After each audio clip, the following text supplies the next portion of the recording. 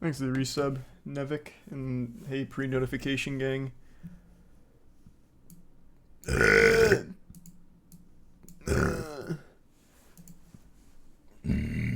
Hey, Scar, thanks for the resub.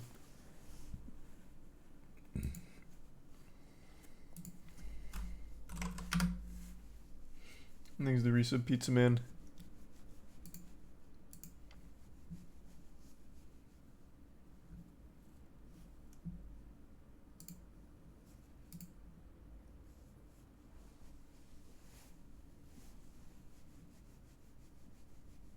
And the resub movie music.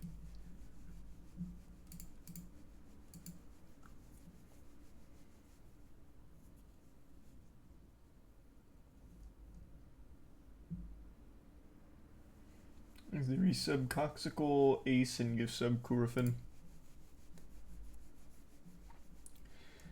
Yeah, it is a bit of a late stream. Thanks to the resub, AJ and Cheeks. Hey, Scoots. Thanks to the gift sub, Matman. And the resub, Roz, Soto, and gift sub, Matman.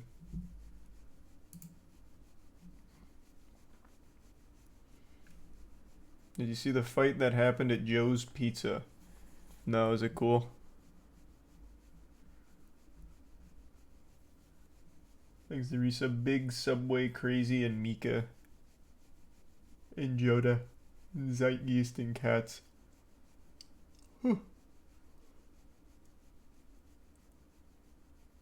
Thanks to the 5 gift subs, haha. And the resub CDBA. Yeah, I saw Coffeezilla uploaded today. The $1 billion fraud.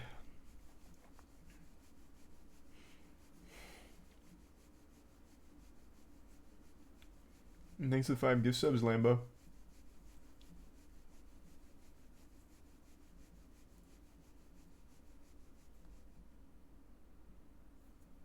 Thanks to the resub, Kia. And the bits, Kurafin. And the resub, Bob. And the resub, Depression and Squilliam. Am I trying out the finals tomorrow? Oh, does that start tomorrow? Yeah, maybe I'll play it tomorrow night. Thanks to resub, Felipe and Puppy. Yeah, if you have extra keys, I'll take one, Denkin, sure.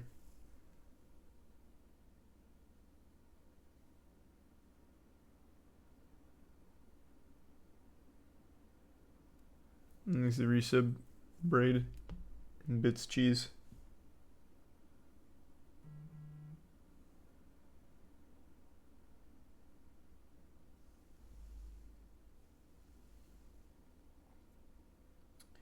And the resub, Green Banana. Oh, good lord. And the 50 gift subs, Bobby. Hey, Bobby. Hope you've been well. Thank you for the fat fucking drop, man. Hope you've had a good weekend. Thanks to the 5 gift subs, Shush.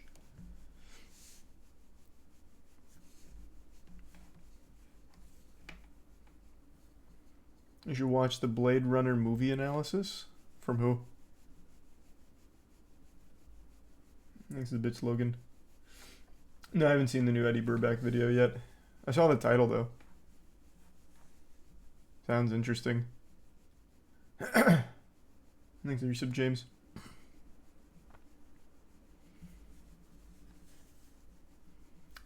And the Prime Rexary and Bits Universal.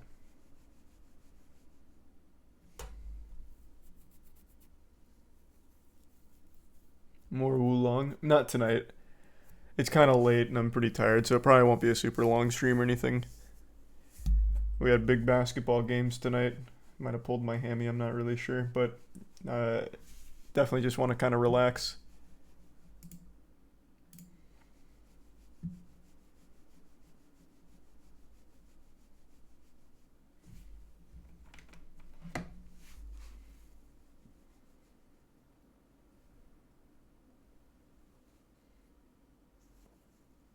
Have you been keeping up with The Last of Us?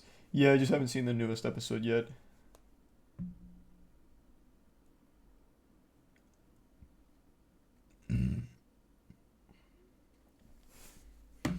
These are 3 gift subs, Universal.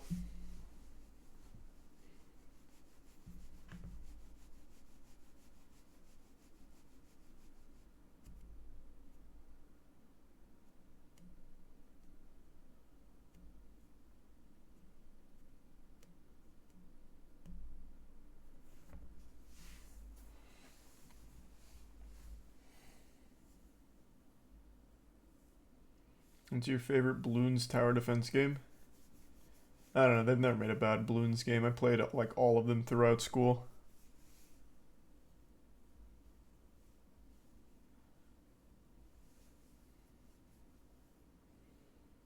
Thanks a bits, Bobby. No, I'm not going to spoil anything for the next MWL. But yeah, we're working on getting that set up. Hopefully it won't take too long. Thanks a resub, Tofino.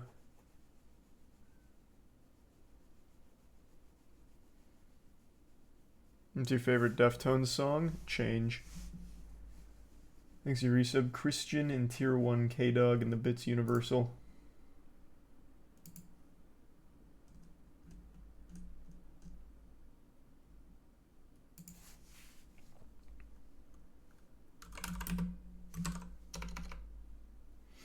Thanks a resub, Broke.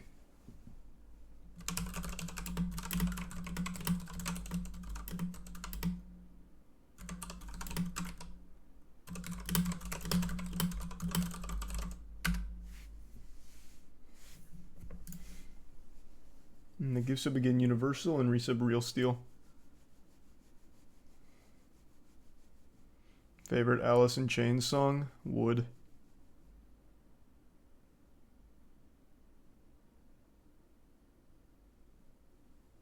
Did I see the new TMNT movie trailer? No, I did not.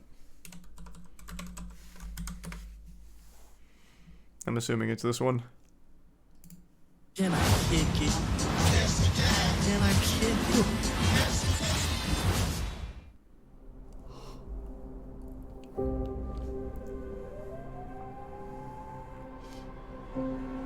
I haven't watched TMNT in many, many, many years.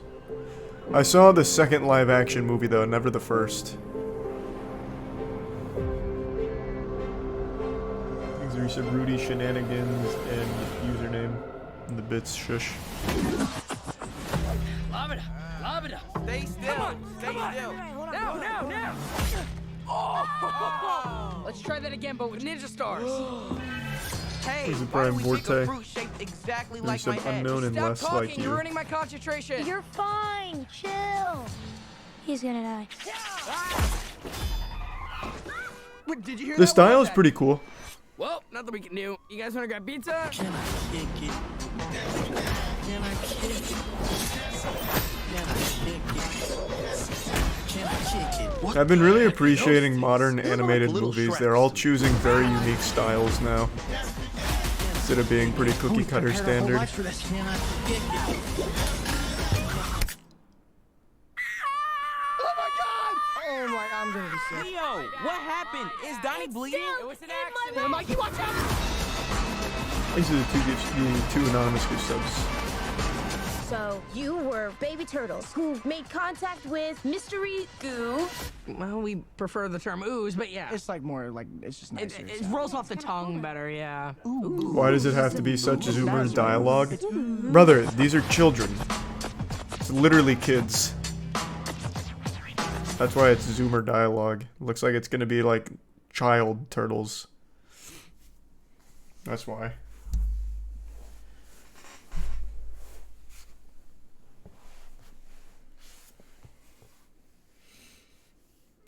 Teenage Mutant Ninja Turtles, by the way. Well, this was before they were teenage. This is pre-teenage Mutant Ninja Turtles, I think.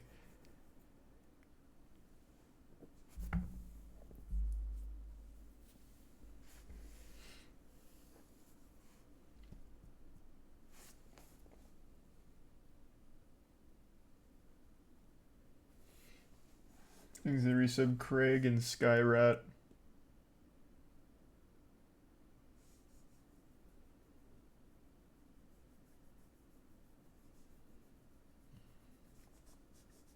Things that resub Damp and Snidarian.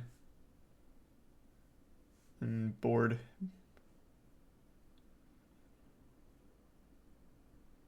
Do I think they'd learn from the success of the Spider-Verse movies? I'm sure Spider-Verse had like a big effect on animated films. Like its effect was absolutely felt in Puss in Boots 2. That's for damn sure.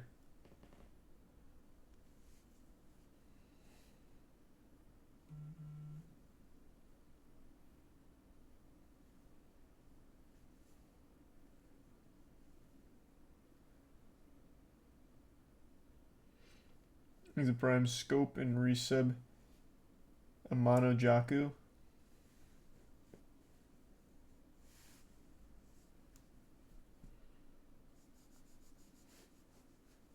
And the prime TBI.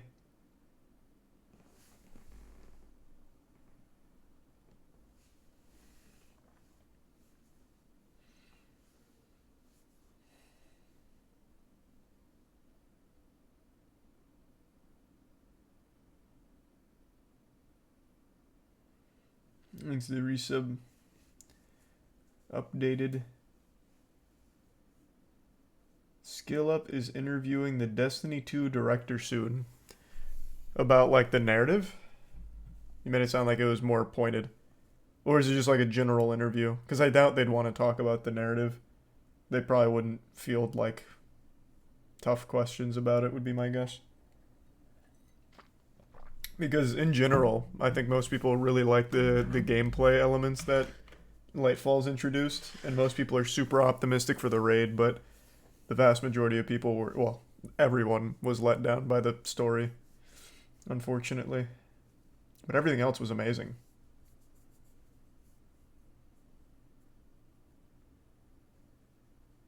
Thanks for the 5 gift subs, Kobe.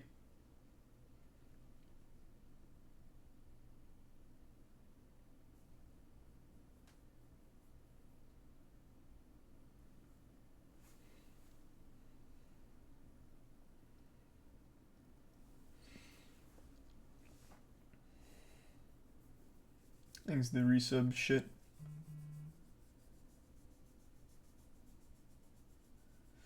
No, I actually don't know that wrestler. That sounds cool.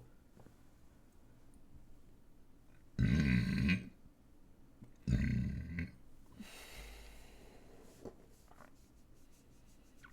the resub, Josh.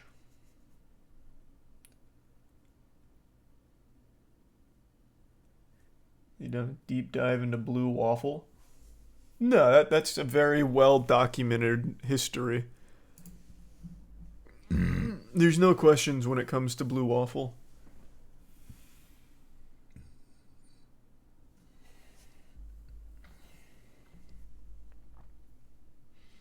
You getting everyone together at the warehouse for the raid? Well, 3 of us, yeah. 3 out of 6.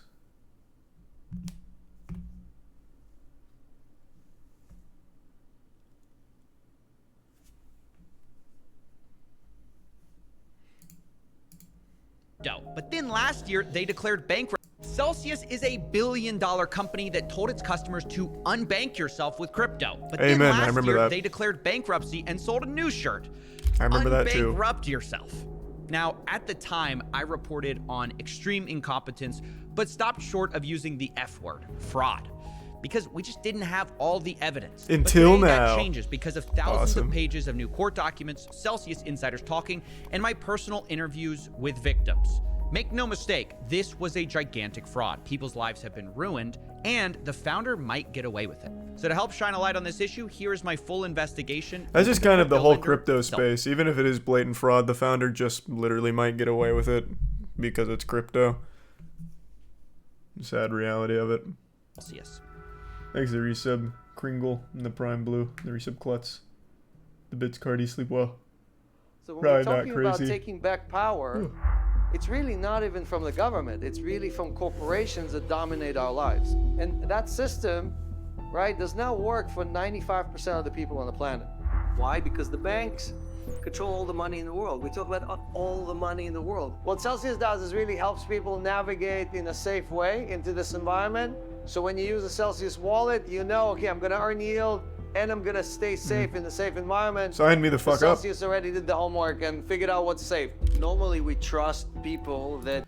I always love that. Hey, don't think too hard. We'll tell you what's safe. That always makes me feel good. Whenever someone says some shit like that, it's like, I know that there is some shady shit afoot. No, trust us, trust us. We looked into it ourselves and we've determined these are what's safe. that we think are acting in our best interest. But what if these people are not acting in our best interest? What if their interest is exactly the opposite of ours? Should we continue giving them our money, or should we take the money and put it somewhere else?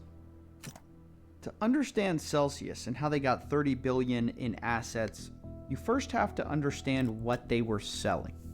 It wasn't just a place to borrow or lend money. It was more than that. It was a battle against the evil banks, and their CEO, Alex Mashinsky, was here to level the playing field. Banks are not your friends. But Alex is your friend? Yes. So I have a lot of my own money in the company, several $100 million as well. I'm talking about as a user of the service, not as a equity shareholder. So basically everybody came in and said, hey, can I take the same ride on the same bus with you? You're earning 8.8%, can I earn it? And the answer is yes, you get exactly the same. You have $100 or $1,000 or $1 million, you earn the same yield as everybody else. And this pitch was really attractive. Man, not to mention, he's just Celsius like us. offered 8% on your money at a time when your bank probably offered less than 1%. Mashinsky said this is part of how he was battling the banks. We basically thought, okay, how many people in the world want to earn more money on their money, yield? And we Nobody. said 8 No one billion wants that. people are going to say, of course, I want to earn more money on my money. So the customer was there. The second part was, we can take on the banks and win. Why? Because 8 billion people are going to join you.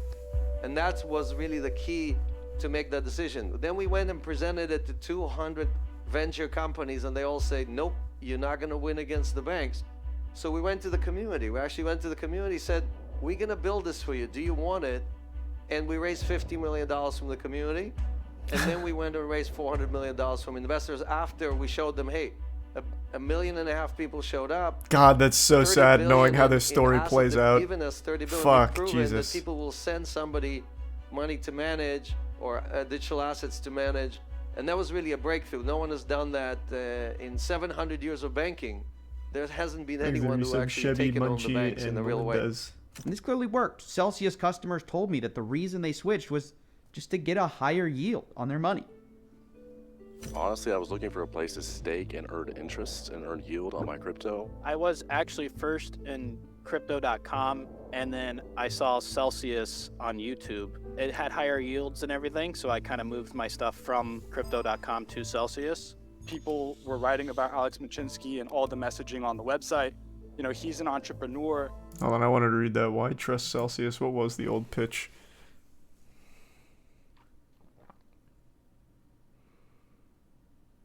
That's pretty quick. I imagine it went on for much further. On the website, you know, he's an entrepreneur that had created all these companies and he didn't need the money. You know, this was billed as a high yield savings account. Once again, he just said something that is the nail in the coffin for so many people. He already had so much money, he didn't need the money. AKA, this guy's already rich, surely he wouldn't scam me. That is one of the most fucking common threads in the, not only the crypto space, I guess, in general. This perception of they're so wealthy they wouldn't need to scam, thus they would never take advantage of us. And then every time, like clockwork, shit like this happens. It was the same story for fucking CryptoZoo with Logan Paul, for example. Like, it is... I don't know how much longer that perception's going to last, but hopefully it's done pretty soon, because goddamn, that is the undoing of so many people. Is the prime tension. Oh, and thank you for the raid, MJ. Hope you had a great stream. Thanks for the resub, Bear.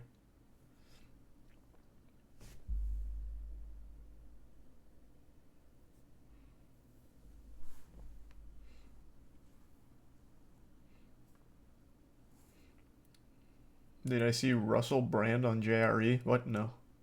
Can't say I did.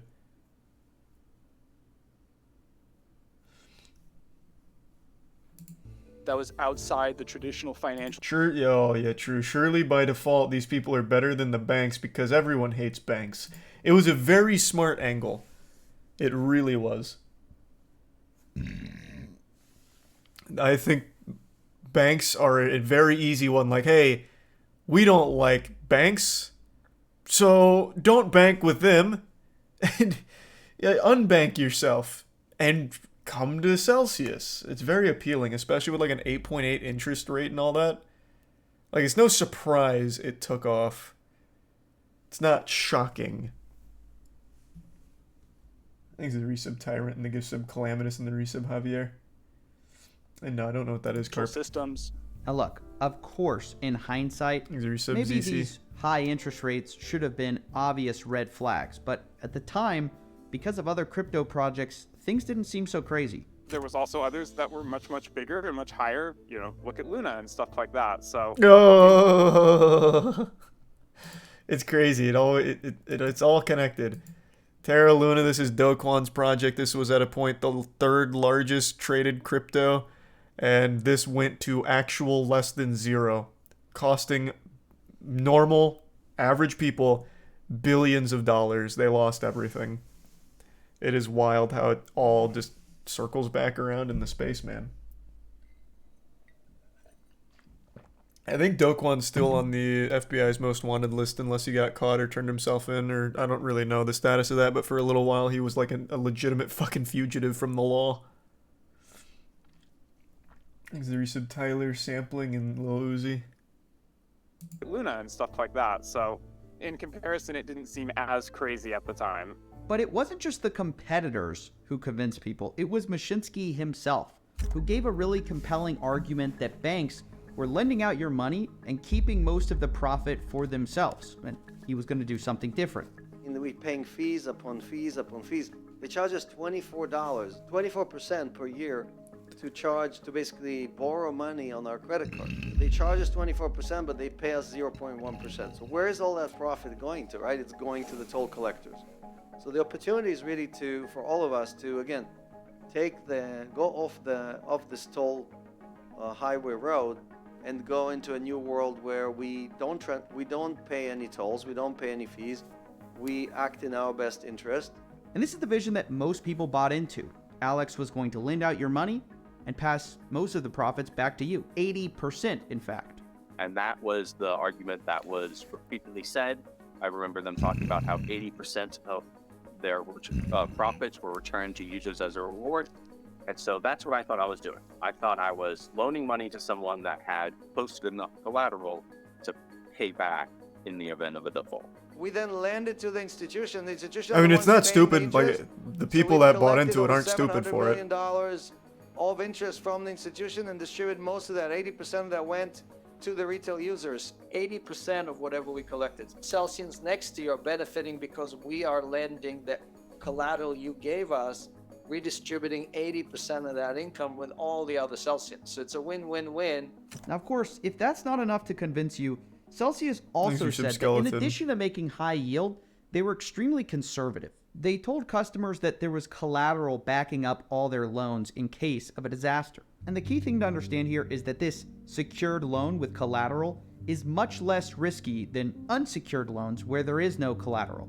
And ultimately, Celsius said because of this, a bank run wouldn't affect them.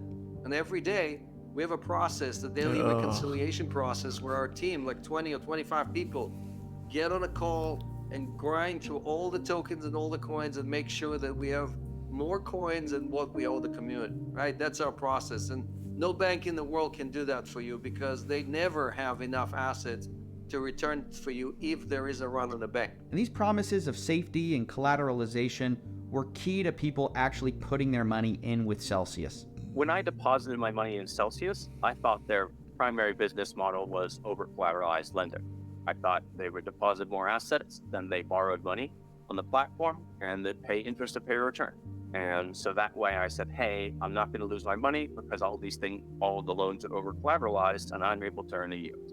And look, all of this... Like this guy, that guy in particular, clearly had like a fundamental understanding of it and buying into the vision. But like, if one of the main things is I probably won't lose my money because of this, it's like, that's not like a super strong reason to get into it. If like, I probably won't lose all my money here. I don't know. But then again, I'm just super jaded on crypto entirely. Thanks to Resub, Cosby, Scythe, Sinchi, and the Prime Felix.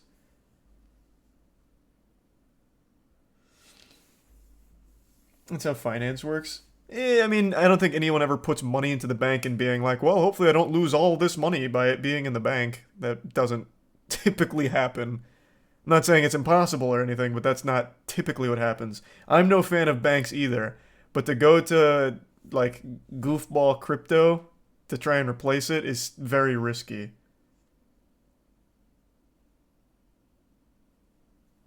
Thanks to the resub, Goddess and Bunny.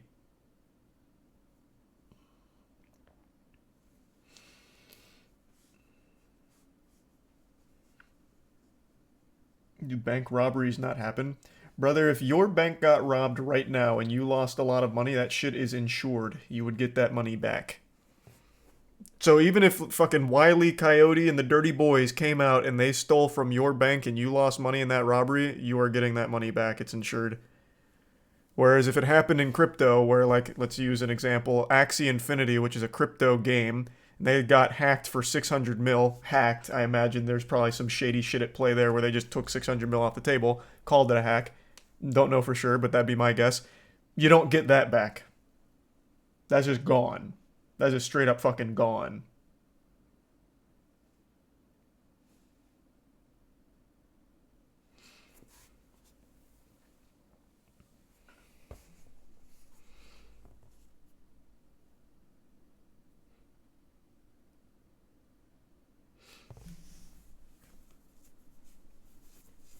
You ever notice Dr. Stone is mid? I didn't like season 2 of Dr. Stone, so I still haven't even seen the movie that came out. Sounds great. And so far we've been establishing why people were so excited about Celsius in the first place. So if that was the case, then what's the problem? Well, the problem was Celsius went bankrupt. And not everything was as it seemed. Let's go back to the studio. Crypto lender went from managing billions in assets to filing for bankruptcy in just a matter of months. CNBC obtained dozens of internal Can't documents believe that it. part show disorganization as prices drop and the industry faces a liquidity crunch. The collapse of Celsius came as a huge surprise to anyone listening to Alex Mashinsky. All the way up to shutting down, he had claimed that Celsius had billions of dollars in liquidity just ready for withdrawals. We have billions of dollars in liquidity. So anyone who wants to withdraw, that's a service. You can withdraw at any time. So what happened? If that was true, why did it fall apart? Well, the picture wasn't clear at the time. We heard allegations from people like Dirty Bubble Media that Alex Mashinsky was selling his own tokens. We also found out that Alex withdrew money off of Celsius before it shut down. But at this point, we didn't fully understand why Celsius had collapsed. Was it just incompetence or greed? These were open questions until a few weeks ago, because that's when the court-appointed examiner released her 600-page report detailing exactly what happened with Celsius. In this massive report, the examiner details not only systemic lying, a Ponzi-like scheme, but also tells us what I think constitutes fraud. Here's a breakdown of the report, starting with the biggest lie of all: the interest you'd get on depositing your crypto. You see, for years, Celsius had been telling people they paid what they did because it was 80% of their profits they were earning from all these loans. And we're very proud as well to pay out over 80% of our revenues directly back to the community. And so this is something that we are going to continue to do. And we look very carefully at all of our numbers on both sides to make sure that we are doing that. And that's also what is helping us decide the rates every single week that we're paying out on coins. You gotta take a better look at those numbers then, According actually. to the report, Celsius did not distribute up to 80% of its revenues to its customers because it had little to no profits to even distribute. Celsius also made no efforts to set its reward rates based on its yield. And look, I know what you're thinking. If they didn't set the rewards based on what they actually were making as a company, what did they set them based on? Well, on getting more customers. And according to the report, Celsius consistently set its reward rates based on what they perceived was necessary to beat the competition. And for most of Celsius's existence, the rewards it paid exceeded by substantial amounts the revenues Celsius could earn. So for those of you following along, the whole idea that we're paying 80% of what we make was a total fabrication.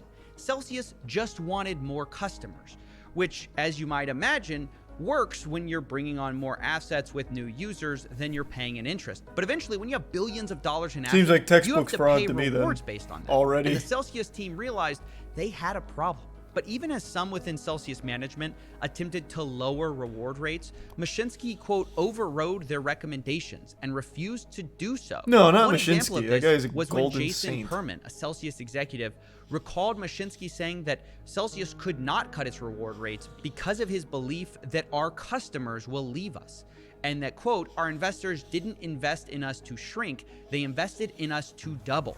So with this new understanding that they weren't going to be able to lower reward chef rates, and hydration. they realized Matt they and were Funk. stuck with the other strategy, Fire. trying to raise what they were Bit able Shadow. to make with their assets by employing riskier investment strategies to try to get closer to profitability. And guess what? They lied about this too. Even as the company started to make riskier investments, like offering unsecured loans, Mashinsky told people the opposite. He said everything was business as usual. Celsius is very, very strict at who we lend to, right? So we only lend to the first tier institutions, first tier exchanges. We do not do all kind of unsecured lending like a lot of people are talking about or saying Celsius does unsecured.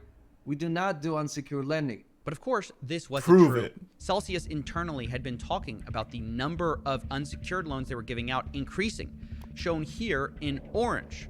And internally on Slack, executives were furious. Quote, I just told him that the number is increasing and the overall ratio of collateral with institutions is going down. Another sounds like it was- responded, yes. This is interesting. It sounds like it was actually mainly Mashinsky that sank this whole fucking company.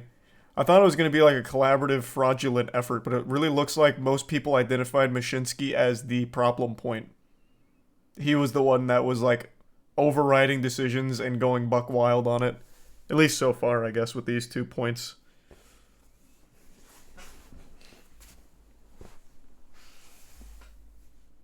Thanks to the resub, Real Pine. Give sub dash. If anyone looked at the actual interest rate, they'd know that 8% is impossible when lending to credible firms. I'm not super familiar with that, but it does sound like outrageously high. Like unrealistically high, but I'm not knowledgeable enough. Maybe that was reasonable to think it was possible. Thanks to resub, Britannia. The bits girth.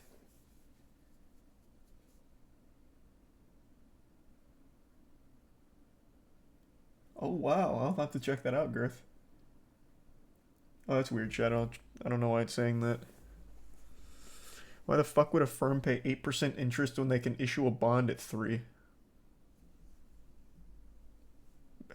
You're talking to the wrong guy about all that.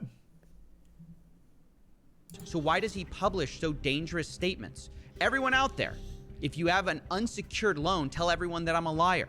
But in the end, no one did call him a liar, even as he literally asked for it. Here, I'm calling on anyone who received an unsecured loan, go on Twitter, make fun out of Alex Mashinsky. Say, hey, I took a loan, here's my loan number.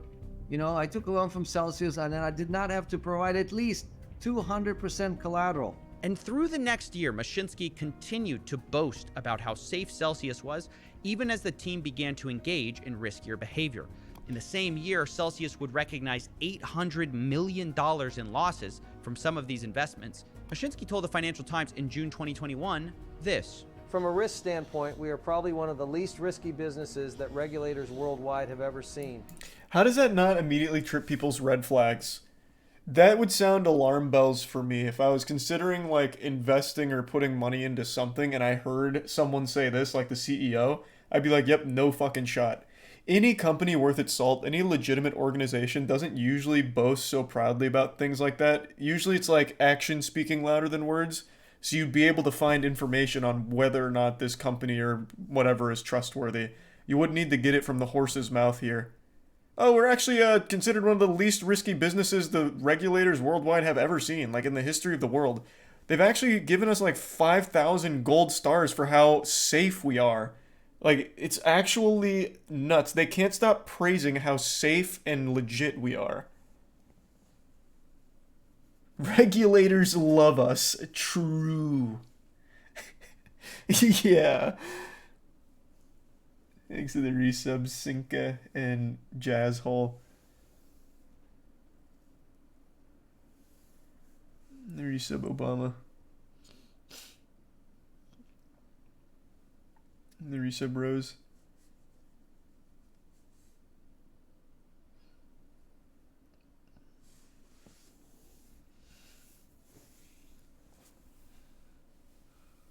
But it seems to be his whole MO. He would just go on to like podcasts, make public appearances or whatever, all just like, hey, we're super safe. Everyone knows we're super safe. We're not risky. This and that. Meanwhile, half the shit that they were preaching was literally just a lie, I guess.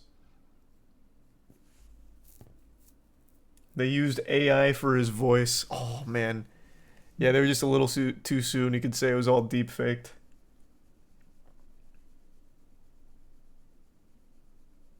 Will he go to jail? I don't know. I haven't finished the video yet. Coffee said there's a good chance he gets away with it.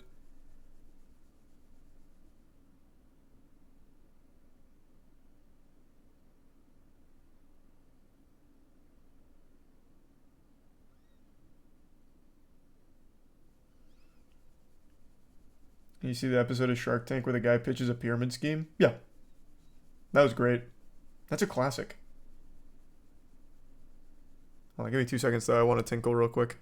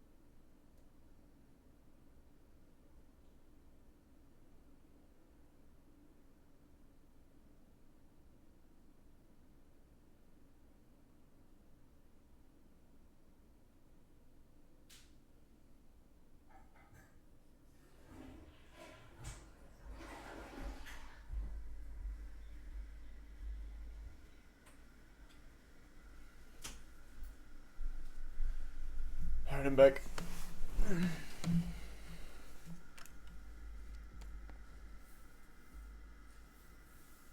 Thanks for resub, Kev.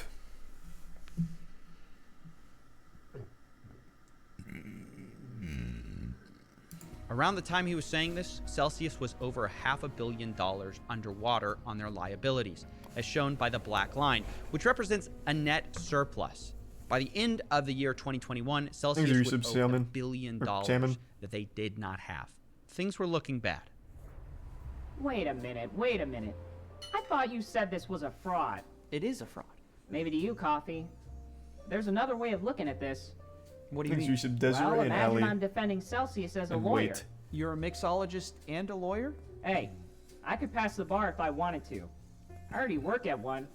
But anyways, what I would say if you were coming at my client is look. I feel like the CG's all this improving. lying and losing money, standard fake it till you make it stuff. They could have become profitable eventually. Now, did they fail? Yes. But trying a business and failing, that's the American dream, Coffee. Do you actually believe that, though? Doesn't matter what I believe. If a single person on that jury was an entrepreneur, Alex would walk. Well, either way, your hypothetical doesn't even matter. Mashitsky isn't even being criminally charged. Wait, really? Well, I rest my case then. Yeah, nice try. But it's not that simple. They're still suing him for some of the money. He's just not being criminally charged. Thanks, Risha. War And Pig let me and Bunny. guess, you don't think that's enough? No, I don't think it's enough. I mean, it's a slap on the wrist. It's a financial speeding ticket for a guy who ruined so many people's lives. But that's my point, Coffee. If you think it's so wrong, you gotta give me more than this. But how? You said it yourself. They're just gonna claim incompetence. They faked it till they didn't make it. Ah. Isn't that... I could be wrong. Isn't that in and of itself a big no-no in the... Like, as an actual mega corporation? You can't fake anything. That's like a crucial point. It has to be all above board and legitimate. Isn't that... Am I off my rocker? You can't just like fudge your information and lie. Not to like investors, which I mean technically the people were.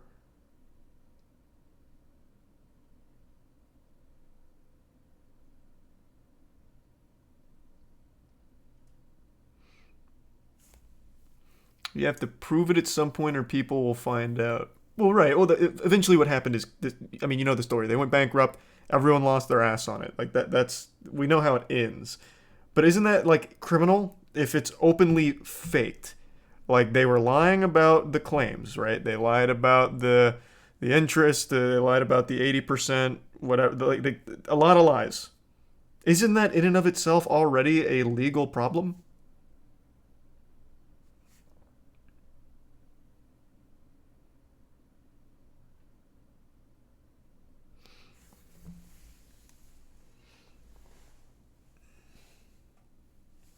Yeah, I don't know. I don't know enough about how the regulation would work on a company of this scale or anything, so couldn't tell you. But I feel like that the whole like incompetence because they were faking it till they made it doesn't really work.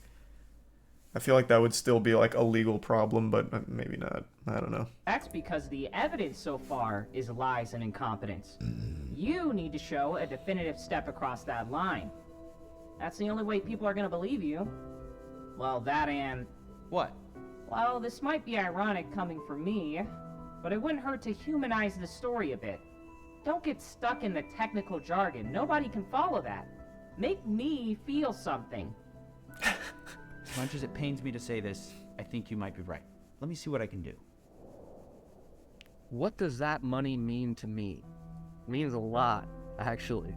I've been working since Well, yeah, I I was imagine. 14. Yeah, it was a lot of money. I was investing this my first couple of jobs out of college. Ultimately stopped us from buying a house because, I mean, it was half of our down payment was locked and, you know, I couldn't get it. So Things are it was a big tier impact, 1 actually. KQ. Honestly, that Some gym. loss was a culmination of many years of work, to be quite frank. I saw it as my way to escape. What that money means to me, it's a lot more freedom with what we're able to do as a family. To describe what the money I lost meant to me is really hard because it's tied into a lot of what it feels like to be a grown-up or an adult. I feel like I have this stunted development. You know, I'm almost 40 at this point, and I'm very aware as a stuntman that wants to be physical. If we have a kid last year like we wanted, all right, maybe by the time he's 20, I could show him some stuff. But the longer we wait, the more I watch my dreams and my future and my hope to be like a proper functioning adult slip through my fingers. It's hard to describe what that's tied into, but it just feels like I can't proceed with life, if that makes sense. That does make sense. And hearing these stories made me realize just showing lies isn't enough. If I'm going to demonstrate fraud, I need to get to the heart of Celsius. And that's when I found out about the flywheel. The flywheel was central to Celsius's plan to become profitable, and here's how it worked. Celsius was not just a crypto platform. They also had a crypto token called Cell, and they controlled They the all vast do, majority always. of it, up to 95%. So, hold on. I want to take a quick guess here. I'm going to imagine this is a pretty close to FTX situation where it turns out that they were reinvesting, and I'll use the term very loosely, their Cell tokens. You mentioned that they had the lion's share. I imagine that instead of securing those loans or the investments or anything like that, they would instead take their Cell and put it elsewhere to try and generate money off that on the back end, is my guess. If the price of Cell went Thanks, up, Prime KJ. theoretically, the There's some balance Steffi and sheet Rennie. of Celsius would also go up, and they could sustain these insane reward rates. However, in order to do so, they needed people to actually want Cell token. So the flywheel was Mashinsky's plan to do that, to create a positive feedback loop. And the way they did this was set up Cell token like a rewards program, where you could earn bonus interest if you held a certain amount of Cell, which obviously incentivizes people who wanted to get the most out of their accounts to buy and hold these Cell tokens. On their website, they described this process as a self-sustaining ecosystem, where users would buy Cell, earn more yield, get more crypto, collect interest, earn more yield, lend more coins, collect more interest, and buy more Cell tokens. Now, of course, you might notice a problem here. What if people actually go to sell their Cell tokens? Wouldn't that crash the price? Well, Mashinsky had an answer for this too. He told the community that Celsius would buy Cell tokens in order to pay their rewards, theoretically creating demand out of thin air. Here's him explaining this. Basically, more visitors usually translates to more app downloads, and that translates to more deposits. More deposit allows us to do more loans. More loans generate more income, and more income means more income that Celsius generates from these coins that people gave us, translates into us having to buy more Bitcoin, Ethereum, Cell token, and so on. So, okay, that's the flywheel. Why does it matter? Well, the flywheel and this Cell token became the place where all sorts of shenanigans happened with Celsius, because while the community was aware that they were buying back Cell to pay rewards, what they didn't know was that Celsius was using customer funds to do so, to buy their own Nice. coins. What they imagined they were doing was that they were using all this profit they were theoretically generating from making these loans to buy their own token, but that wasn't the case. This was because, as we said earlier, Celsius wasn't really profitable at all. So the only money they had to buy Cell token was their own customers' money. But it gets even worse, because starting in 2020, Celsius decided to substantially expand its purchases of Cell for the purpose of increasing Cell's price. Instead of buying Cell when it needed to pay rewards, Celsius began timing its purchases so that they would prop up Cell's price by creating activity in the market. Now, of course, the question is here, why would Celsius go beyond its mandate to purchase more Cell than necessary and artificially boost the price? Well, perhaps it has something to do with the top holder of Celsius being Mashinsky and his executives. And this was the only way they could sell some of these tokens without crashing the price. According to the investigation, quote, between 2018 and June 2022, Mr. Mashinsky sold at least 25 million Cell tokens, realizing at least $68.7 million on these sales. Daniel Leon, also a founder of Celsius, sold at least 2.6 million in Cell surely that's good for the good of the platform, though. $9.74 million as well. That's a cash out of over $70 million, while Celsius was buying these sales to prevent the price from going down. Quote, Celsius often increased the size of its resting orders to buy all of the Cell that Mr. Mashinsky and his other companies were selling. The former chief financial officer would write, "We are talking about becoming a regulated entity, and we are doing something possibly illegal and definitely not compliant." Some employees, of course, were even more direct. Quote, "If anyone found out about our position and how much our founders took in USD, could be a very bad look. We are using users' USDC to pay for employees' worthless Cell." And even worse, in 2022, their coin deployment specialist described their practices of buying up Cell and using customer coins as very Ponzi-like. That seems like a dagger. I was a little off on my prediction. It's even fucking stupider. Well, I guess not stupid because they made out with like 70 mil, but it's even shittier. Thanks to resub Sarah, Pickle, and Keen. crypto laundering is like the new charity. Yeah, I guess. I think it's the prime money.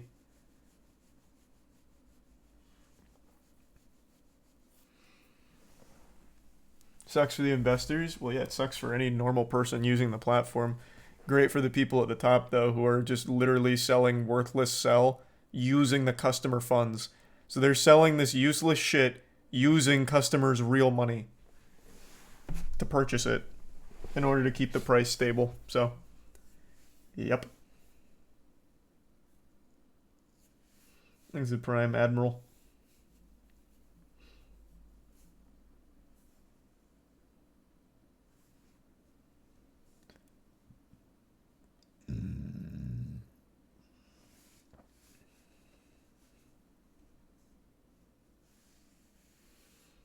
No, not doing any Destiny rating tonight.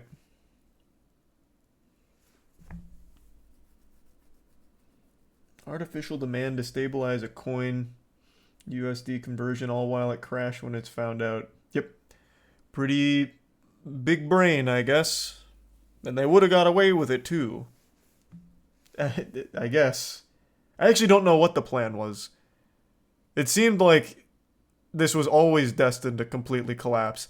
Even if the majority of crypto didn't like have their big collapse recently, I feel like Celsius was destined 100% to die. Thanks for some ducks and Mike Wazowski.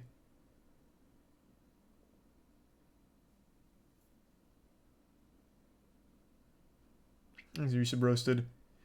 I just don't see how there was ever any potential argument to make that they were trying to become profitable. Because there's like no legitimate effort. This isn't a sustainable thing. This is like cash out for the top level people. This is make a lot of money off of garbage. And already a lot of their claims were blatant lies. Like I just don't even see what the actual full-blown scheme was. Well, I mean, I see what the scheme was. They made a lot of money, but like how there'd even be an argument that like they were eventually going to be profitable. They just failed along the way due to incompetence or whatever. And a few weeks later, when this person was asked where money was coming from to buy sell, this person would say, users like always. This, ladies and gentlemen, is the core story. Not merely lying, it's a story of using customer funds to buy out your executives and manipulate your own cryptocurrency so you can sell for a higher price. In fact, Celsius's own purchases of their own tokens were such a large component of the market that overlaying the price of Celsius with the amount that Celsius was buying results in a near perfect match of the price change. And ultimately what this meant for the end user is that the money they thought were being used for safe loans or for generating yield were actually squandered on this flywheel mechanism. And the result was that Celsius just didn't have the money to pay customers back. And what's so wild about this is that Celsius didn't even need to buy their own Cell token in the first place. They already controlled 95% of all the Cell tokens in existence, so they could have just paid rewards from that instead of buying Cell in the open market. When asked why they did it this way, one executive responded that the answer lies in who holds the most Cell. In other words, buying Cell on the open market was what propped up the price, which benefited no one more than Alex Mashinsky, who executives would refer to as the biggest seller by far and depressing the market, selling up to $165,000 a day. As a result of all these actions, by the time Celsius would pause withdrawals, they had a shortfall of over $7 billion owed to customers, which after a crypto crash was more like $4 to $5 billion. Either way, hundreds of thousands of lives were ruined. And this, in my view, is where Celsius crossed the bright red line. I feel like they've already Rather than done just being that. An incompetent lender, they had created a scheme with Cell Token where new users' funds had to be used to prop up Cell Token value, which benefited their executives. It also created a need to use new customer funds to pay out old customers because of their impossibly high rates of rewards to fuel growth. According to the Examiner, this all meant that Celsius Network on a standalone basis has been insolvent since inception. This meant that new users always had to keep on coming in to keep Mashinsky's flywheel going. And when Very they stopped coming, Ponzi-like. it was doomed to collapse. This is the textbook definition of a Ponzi scheme, where new users' deposits are required to pay old users' withdrawals. And according to the Examiner, this actually happened explicitly multiple times. One example is from June 2022, when Celsius relied on $33.4 million of USDC of new customer deposits to fund withdrawals of old customers, which Celsius couldn't afford. And this, unfortunately, is the So real how do you story defend of it? Celsius, a Ponzi scheme designed as a way to take on the banks and fight for the little guy. But hey, don't take it from me. I'm just a third party. Take it from the victims themselves. I asked them what they thought. So this was an absolute fraud from the Thanks, beginning. Arisa, I mean, it Gavin, turns out that a Blue, lot of these Cat, businesses and the that they Prime claimed to Frosty be and propping up PC. Celsius were And completely Arisa, Blue, fraudulent. like, and From what Guppy. I've seen from the Examiner, more and more it looks like it was just a textbook case of a Ponzi scheme. I don't care if it was a Ponzi scheme from the very beginning or the very end. It still was a Ponzi scheme. It doesn't matter if he meant to start a Ponzi scheme, right? But the second you got into those circumstances, it becomes fraud. They're basically losing money from the very start of the company, and they're literally lying in front of everyone's faces saying, yeah, oh, it's totally fine. Yeah, you could totally keep our money in here. Yeah, I would totally invest more if I could. As they're currently at that same time withdrawing funds as they're literally on camera lying to everyone's faces. He made a lot of egregious claims on his Twitter, on his website, on his podcasts he would do, claiming if Celsius ever went bankrupt, all the customers would get all of their funds back. You know, there's tweets of him saying that. Oh, his And Twitter's as the locked? CEO of a company, you would take that word Coward. at face value. You would believe him when he says that your coins are going to come back to you. And now that everything is coming to light and showing that essentially what he was running is a Ponzi, I do believe he should face jail time, and the people that were also involved with it that were enabling that behavior. There needs to be an example set, or we're going to see more of these grifters in this space, like Sam Bankman-Fried and others who just take advantage of people who believe in the technology, who believe in innovation. And you're not supposed to steal people's money, just plain and simple. You know, it's called theft. It's a Ponzi scheme. Just being stripped of all of your wealth like that. Emotional, psychological torture. You ruined people's Arisa. lives, Alex. You Fridge. ruined their lives, man. I've seen A so bit many shut people up. who are retired. I've seen people who are disabled. I saw people who are basically in like different types of countries that their average salary might be $100 a month, and they lost $1,000, and they don't even know how to feed their families. I've seen people who are literally on the verge of being homeless, if not homeless already. And you see this CEO who is gloating about this and taking money out. I think without a doubt, if like the justice system prevails, Alex should be in jail. Well, you'd that's think our so. story. I reached out to Alex Mashinsky about these allegations, and he declined to comment, except to say I should talk to a Celsius employee named to clear up the FUD. Now, I talked to this employee, but they declined to go on the record themselves, and when asked if anyone within Celsius wanted to speak with me, I was told nobody is willing to go on the record with you. So that's where we're going to Aw. leave that. And as for Celsius, the company, they're trying to reopen their doors. What? They have a new plan to basically distribute whatever's left back to the holders and lawyers. And I'm not going to go too much into the details of this plan, but if you're a creditor, you can visit this page to learn more. It's not a perfect plan by any means, but I'm not sure I have any better ideas of what to do with such a bad situation. So that's it for me for now. I hope the wait was worth it, guys, for Interesting. this video. We're trying to level up the production behind the scenes. So if you enjoy all the in-depth investigations, please consider supporting us Thanks, on Prime Davey. Patreon. These videos are a lot of work to produce. But either way, I'll see you in the next one. Good shit, Coffee. I was always wondering what happened to Celsius, because it was right around the time of Terra Luna. I think it was actually like 2 weeks, well, maybe a little more. Somewhere very close to the Terra Luna collapse was when the Celsius collapse happened. Yeah, this definitely just does seem like a textbook Ponzi scheme.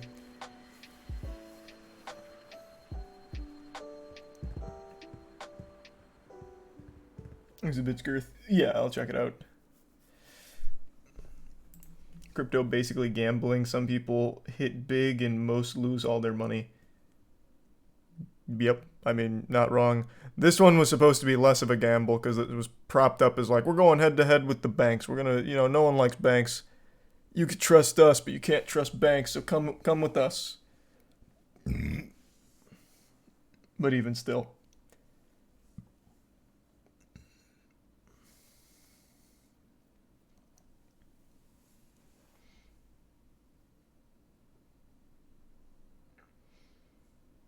Thanks to give some Maddie.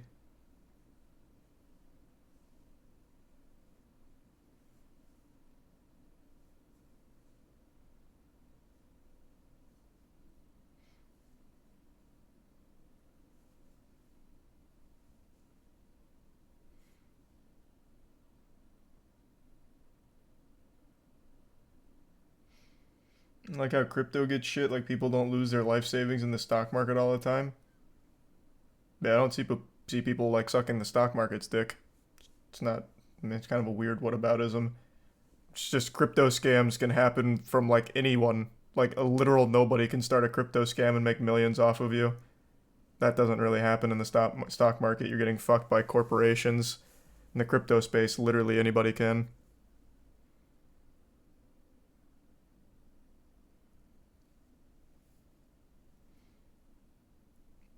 But the beauty of crypto scams is most of the time it's actual nothingness. At least when you're getting fucked in the stock market, you had something. You bought a piece of something, and you just got fucked. So you did have something. In crypto, you get literally nothing but worthless nonsense. Receipts. Thanks to resub crazy and emotional. And the bits posterized.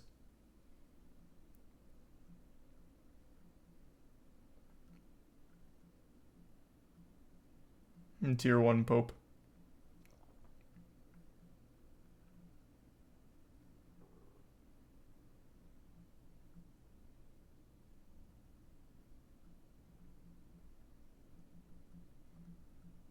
Do I still have a dickload of crypto? So the one that I had back in 2016, that atomic wallet shit, I lost access to. I talked about that. That's the one that had all the Sia coin. I think there's still 2 Bitcoin on it somewhere in there. But I'll never be able to get that back. And then all the shit from like 20... Fuck, I don't remember, 2018 or whatever. All of that, yeah, I still have. I haven't checked it in like 2 years now, though. I imagine most of it's worthless, as it should be. Thanks to give sub Love Girls and resub Hellstorm.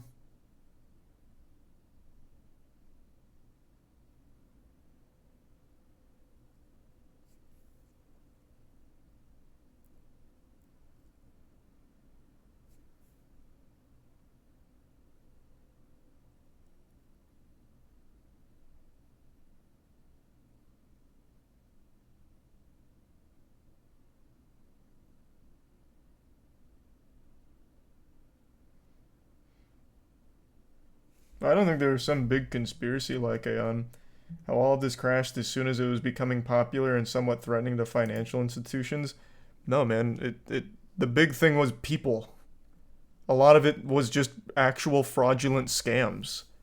And as the scams kept rolling in, faith in the entire industry of crypto started to waver more and more. Literally the 3rd most popular crypto, Terra Luna, turned out to be a massive fraudulent scam. Nothing was safe. It wasn't some kind of like crazy, fucking Freemason conspiracy of the stock market sabotage crypto.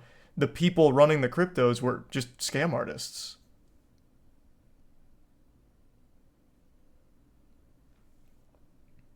Like from the start.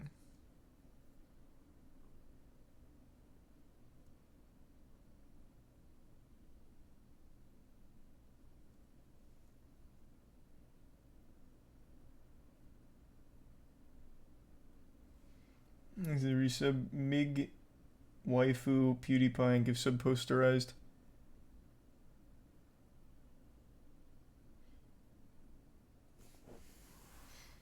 And the Prime B-dub.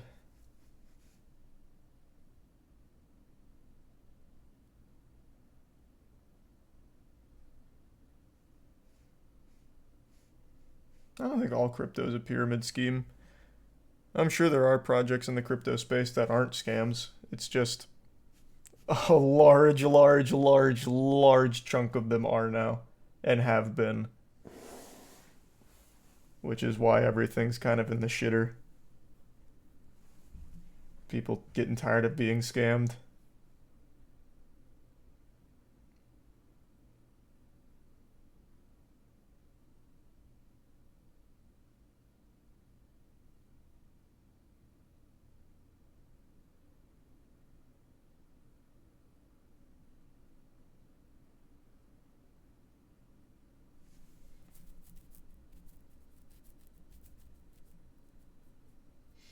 You don't see the market in general being down in tech as any correlation? Any correlation of what? Crypto being in the shitter? You can point to many different things, but I think the obvious one is how many rampant scams took place. You seem to really want to overlook that.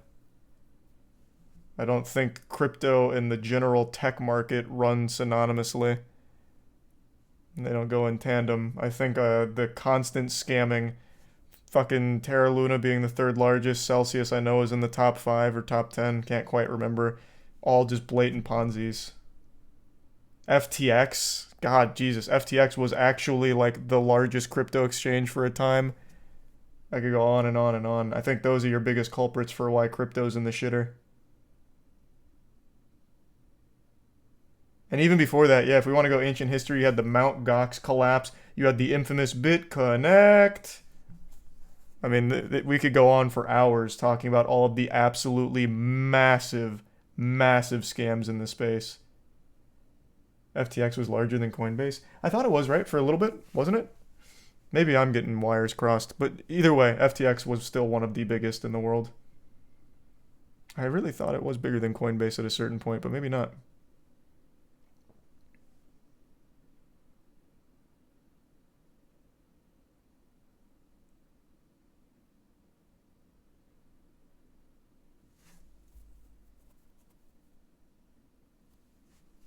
FTX was number 2.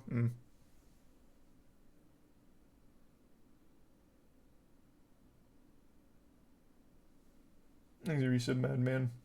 And yeah, I like Sleep Token. They're a good band.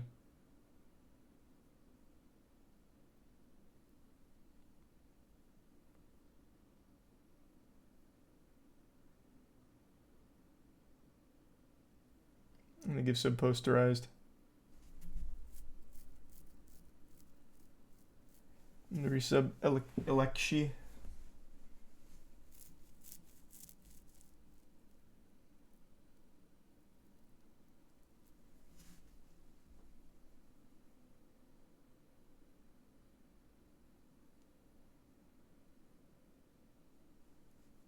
Why is this industry not being more heavily regulated?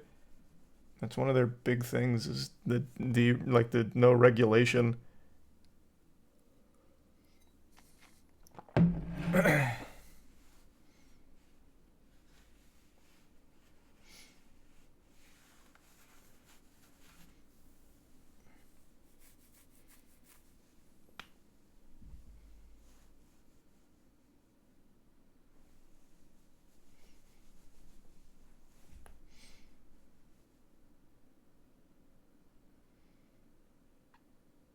Thanks to the Bits Mac. Probably not. I did want to check out the Kira thing. Which one is it from him? I'll just look it up. Here, I'll just do Bored Ape. It'll probably come up with that. I guess not. Oh, what's it called? You said he went through on Dookie Dash about like how it was botted and cheated, which everyone knew it would be.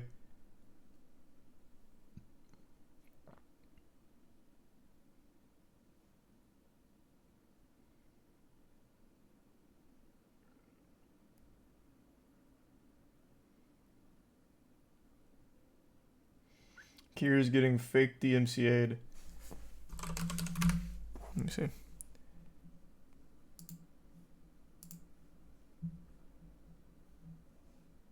Where does he talk about it?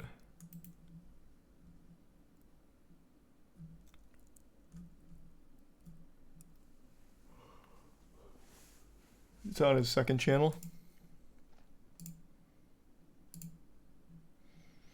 The nightmare of crypto land is sending me DMCA strikes.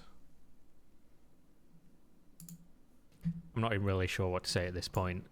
This is another video about me getting copyright takedown notices on my main YouTube channel, Cr1tikal. This time, it's from Cryptoland.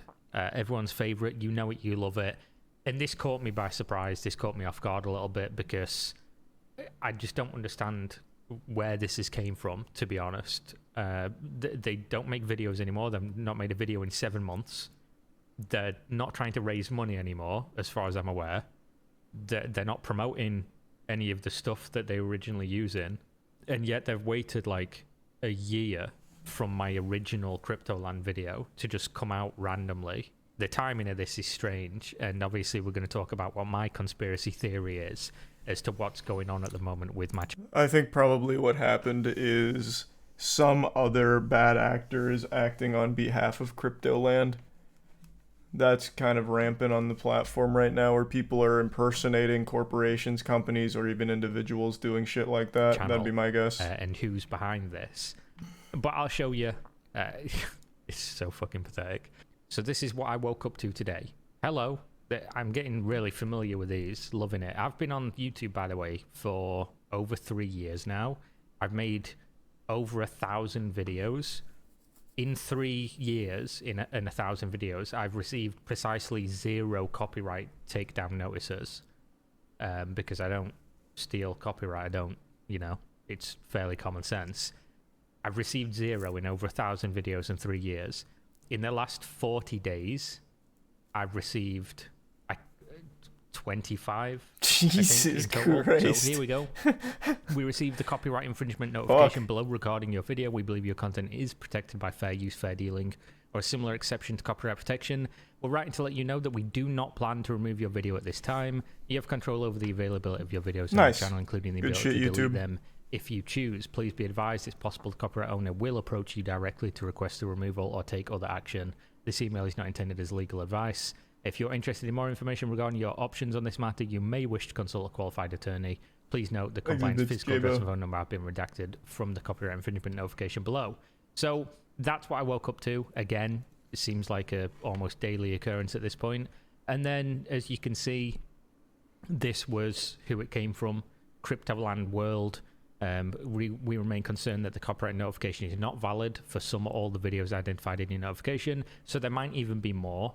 There might even be more coming through. I might just be waiting. Does he show the screenshot of their answers to the questions? But this is the one that I got from Cryptoland owner. Sometimes Cryptoland YouTube provides World, the URL of the infringing video and describe of the work. Where does the content appear? Entire video. Factually untrue. I'm not going to go through the video and point by point. 2 words. This nice. Factually didn't happen. Again, signed under penalty of perjury, etc., etc. And then when YouTube said, we don't think this is a valid DMCA, we don't think this is copyright infringement, we think it's fair use, they replied with this. Because YouTube, the way that it goes is, they send the copyright takedown notice, YouTube processes it, deems whether or not they think it is based on the original notice, and then if they don't deem that there's any problem and they're not going to take it down, they give the person who's sending the notification a chance to further explain and to give them some sort of like context or legal reason as to why this is actually copyright infringement and should be legally taken down. So this was the 2nd of March where they replied, this is undeniably a valid copyright notification, and this automatic response is very unsuited for the video in question. It's not an automated response. It's just a template they send back to you. They're not looking at the video. I love this second sentence. I'll wait for Kira to read it. It's not automated. Failing to take action on this matter will make YouTube legally liable for the damages caused. I really want to see fucking Cryptoland take YouTube to court over it. That would be an amazing showdown. Cryptoland is, I'm sure I don't even need to explain it. Cryptoland's that absolutely fucking diabolical, awful fucking scam where it was like Reddit Island, but for crypto bros, where you buy their coin and you can buy like a fucking cubic meter of land on an island that they claim to own or something. It was so bad. And they had that absolutely awful animation with the Bitcoin guy who's like, he's just a Bitcoin who talks and he's real zany. It was so goofy. And then they also went on Twitter when they're like, what's the age of consent on the island? And then the response from the official Cryptoland Twitter was, mental maturity is age enough, or something like that. And then with like a winky face. It was so fucking awful. Thanks for the gift sub, Junior.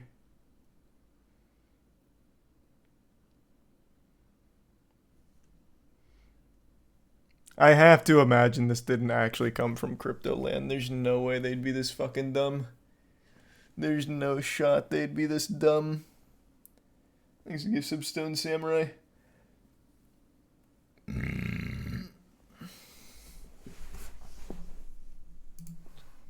Which damages are they? Our attorneys specialise on copyright DMCA law. Should have got them to fill it out for you then. And the reported content is not protected by fair use nor fair dealing. No copyright exceptions apply. Okay? Number one, the infringing video uses large portions of our copyright content without authorization, with multiple infringement incidents found. Okay? Number two, the market for our original work is severely affected by this use. Don't make a scam. Your market was trying to get people to buy a $1.5 million NFT of an island that you don't own, using a video that you stole assets in, and used people's likeness and things without their permission. Used assets you had no permission to use commercially, and you were trying to sell people things that you don't even own. So how is my video affecting what? Wait, I just read number 3. Competing for this market. The infringing video does not transform our original work at all. He's not commenting, reviewing, criticizing, or parodying our content. It's just being illegally used as stock footage for other purposes multiple times along the video. The infringing video does not fall into an exception to copyright protection. The infringing channel does not ask for permission, has not credited us, nor has informed us about using our... Did they file this for the wrong video or something? All Kira did was slap it down and show the footage as the critique. They're just blatantly lying. Or attacked the wrong video.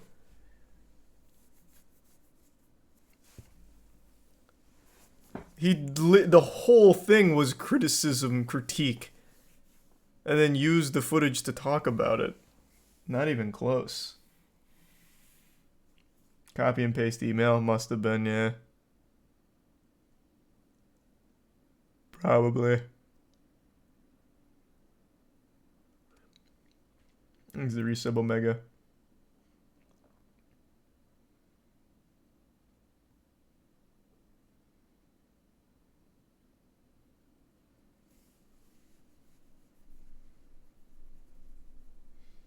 A chat GPT email?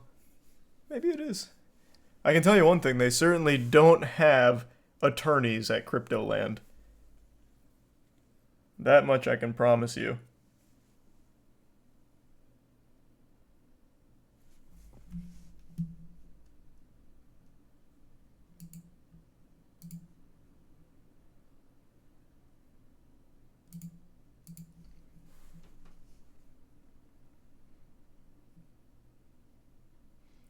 How does YouTube punish people who file false copyright claims?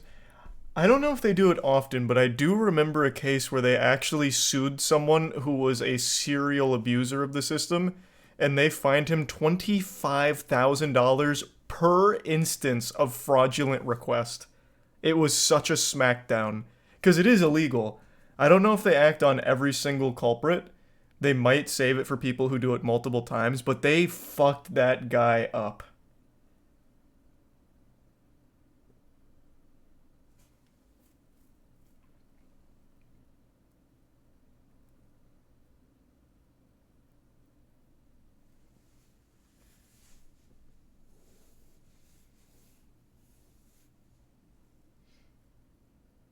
Was it the Destiny dude who reposted? No, well, I don't know. Maybe. I know who you're talking about. I don't know. I know YouTube themselves did it once, and that you're talking about Bungie, where Bungie's doing something similar, or did something similar. YouTube themselves did it in a case. Thanks to resub Jason.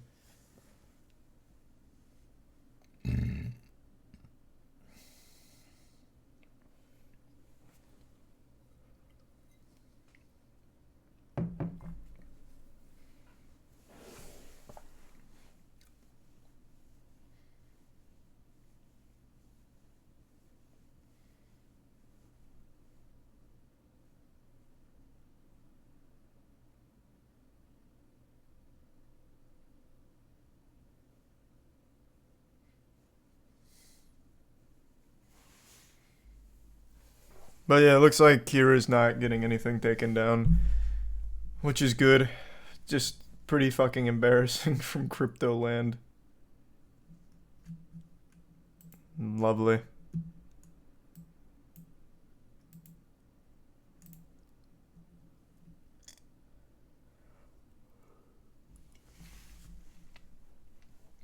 That's still a thing? Not really.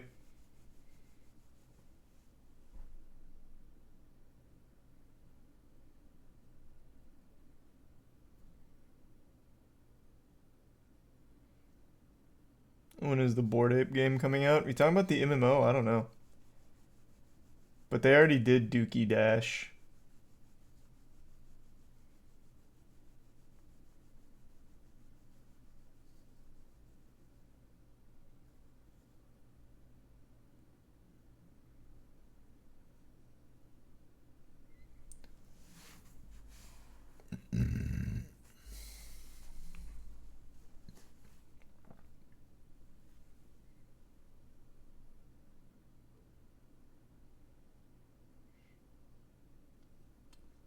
Oh yeah, I saw the Sons of the Forest speedrun. This seemed fake though.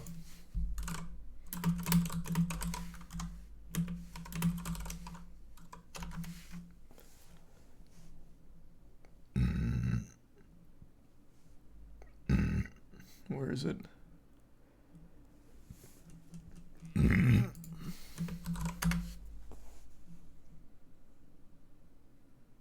Who uploaded it? I'll go by the uploader, it might be easier. Thanks to Resub Hero and Yukiwi.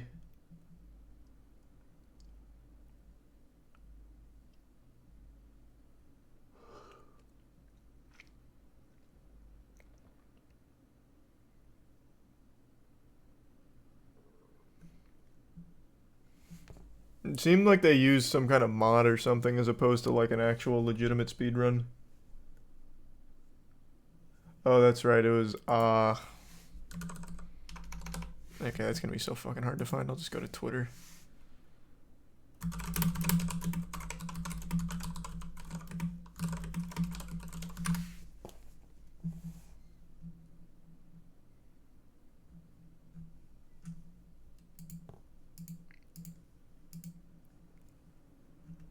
Huh. Where is it? Not here.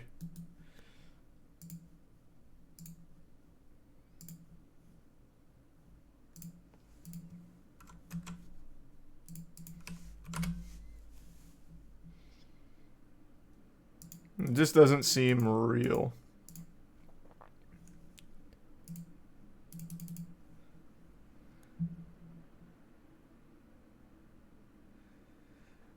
Like that, this just doesn't seem like a glitch.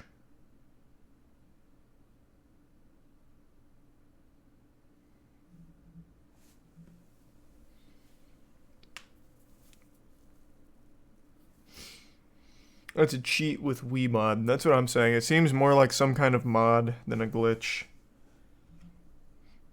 But even outside of this, the second thing he does, I find to be even more suspicious. So he's very slow in here. Like he's not even sprinting. Which is weird. And then he takes these like he stops randomly sometimes. And instead of clipping through the wall, he goes all the way down. And then he does this. This little wiggle and then like super speeds. And it seems like that wiggle is just more like a red herring to make it look more like a glitch when really it's a cheat. It just doesn't seem legitimate at all. Pretty sure it's fake.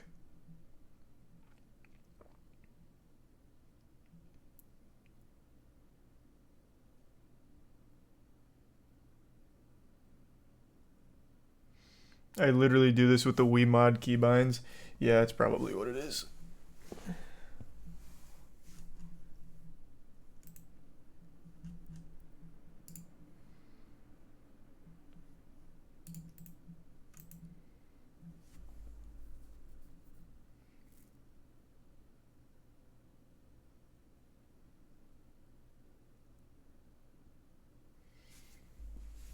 Thanks for some good weird. In the prime posh.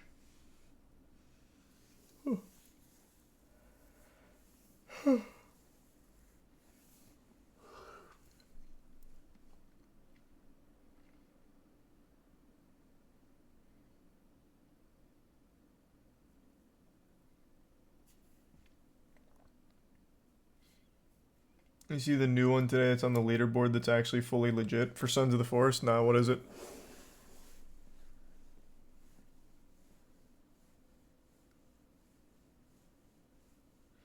You looking into Dr. Disrespect's new crypto game? Oh, did he post something from it? Oh, well, I don't think I can even pull him up on stream. I'll look it up here. Did he post something from the game? Thanks a Bits Mercy. Yeah, I just speedran recently. I see a couple people calling it a scam.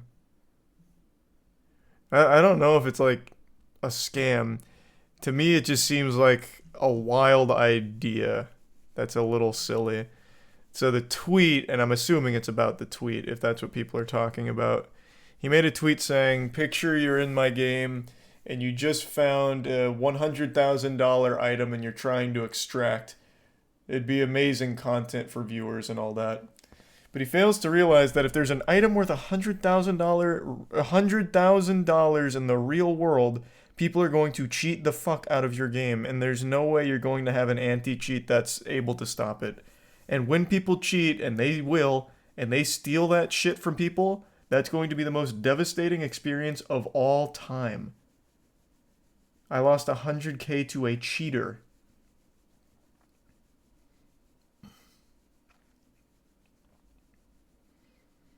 None of the big AAA companies can prevent cheating. There's a 0% chance his studio can.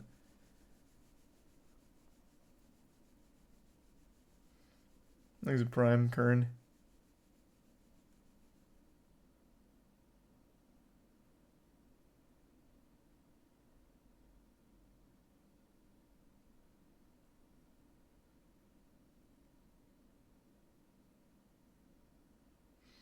That's the whole point of the blockchain and NFTs, to prevent just that. We're going to need to have a quick sit down about the blockchain and NFTs. If there's one thing they don't prevent, is cheating. What in the fuck are you talking about? He's making a game.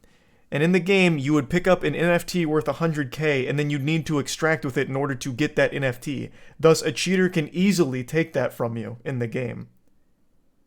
The blockchain and NFTs aren't this magical thing.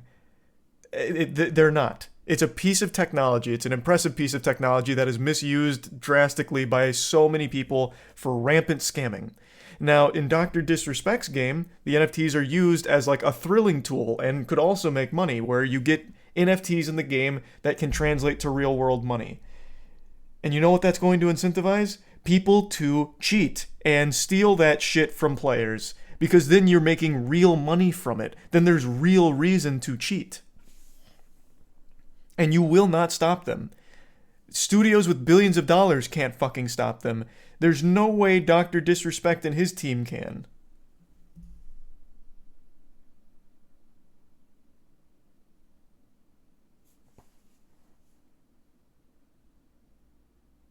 If I get an NFT, I can secure it via a hardware wallet.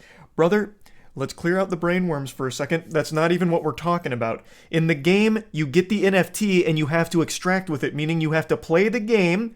I don't know if you played Tarkov. In Tarkov, you need to get to a point and extract with your shit to take your items with you. So in his game, that NFT you got, you still need to complete that raid. You have to complete that and get out. A cheater will kill you before you get out, and he will take that from you. So it would never make it to your hardware cold storage wallet. It wouldn't get there. You'd lose it before it even had a chance.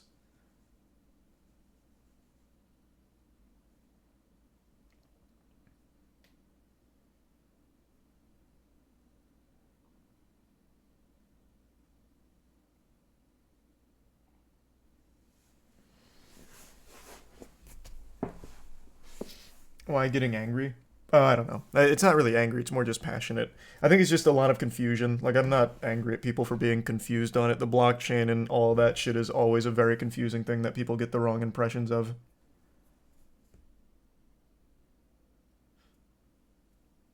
Thanks a resub, Onituna. And the bits Yeety.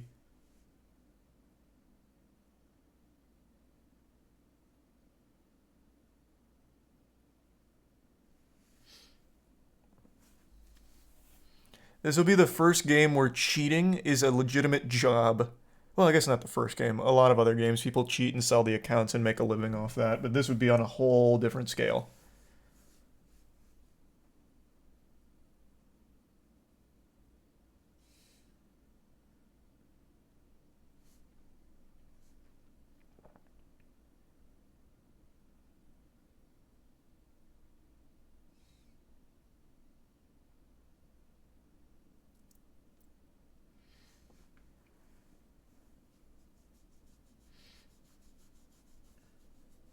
Let's be real, no one buying NFTs for 100K anymore. Yeah, no, I don't see it going for like 100K like he mentions in his tweet. I think he was just being like exaggeratory for the sake of like hype. But even still, if there's money in it, even if it's like $300, people will download cheats. People will cheat the fuck out of that game. And it'll probably be very easy to do so.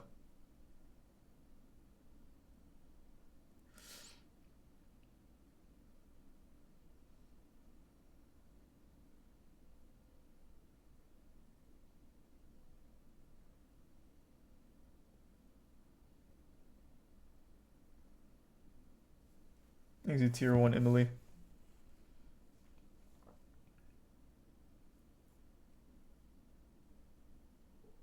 You think it's the doc? Do you think it's the doc's idea to add NFTs? Yeah, he's been the strongest proponent of it. That was the whole core idea of it. It's not like Dr. Disrespect is just being used like a puppet by NFT bros or anything. It is legitimately his whole pitch on the game. He finds it to be one of the most exciting components of it. He's made that clear from the start.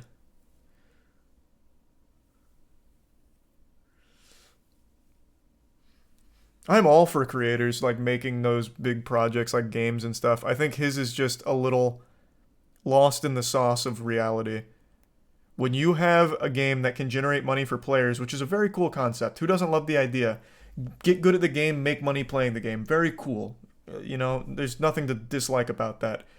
But in this case, what he fails to recognize is when you incentivize players to play the game and make money from it, it's going to open it up to cheaters to exploit it.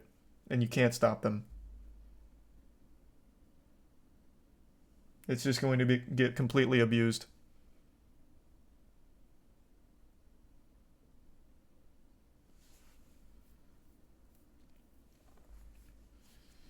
Thanks, Resub Carney.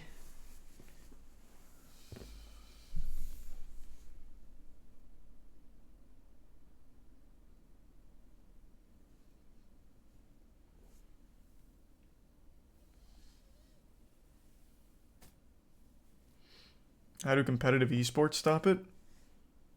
What, cheaters? They don't. The people that go pro aren't cheaters, but the games are still rampant with cheaters. Christ, look at Apex, for example. Fuck, even easier, Call of Duty. But the pros... And shit, there has been cheating even in the pro scene, but they usually get caught.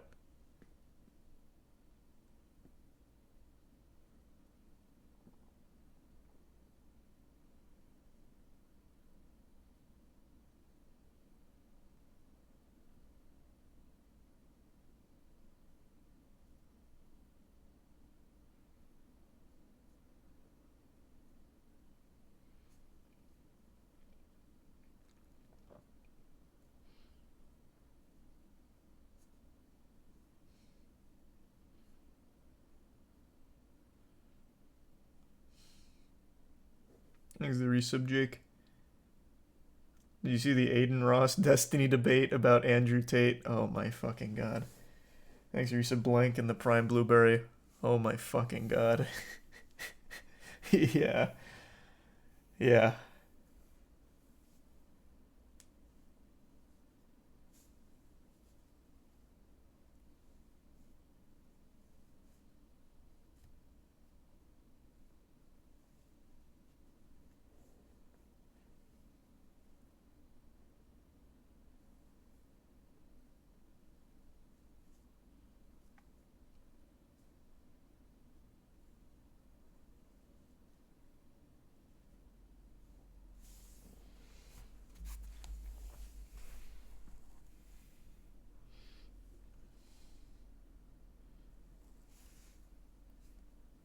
What game do you want to take Moist Esports to next?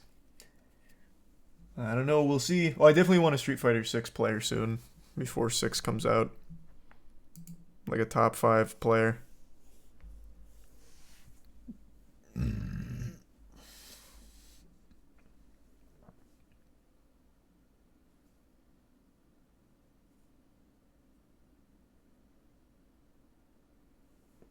Thanks to Risa Wolf in the Primal.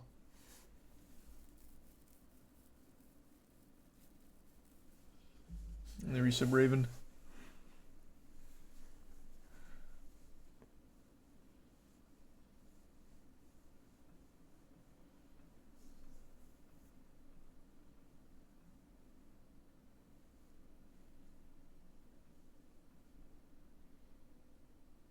By the way, the Tarkov 60% stat is false.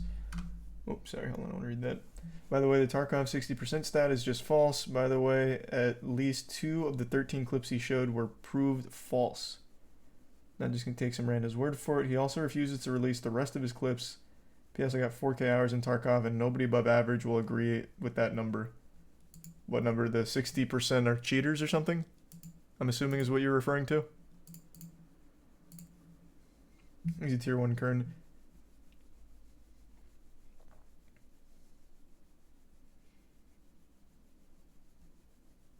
There is a major problem with cheating in Tarkov, though. Even if the number isn't 60%, it still doesn't nullify the point of cheaters being rampant.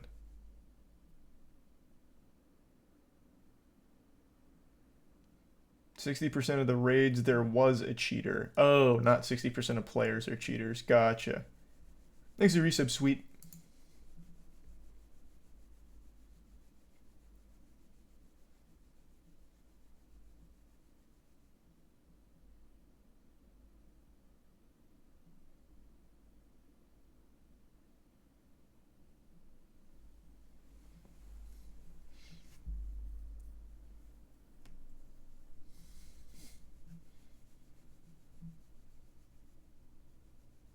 Have you heard of Nico Leonard? Sounds familiar.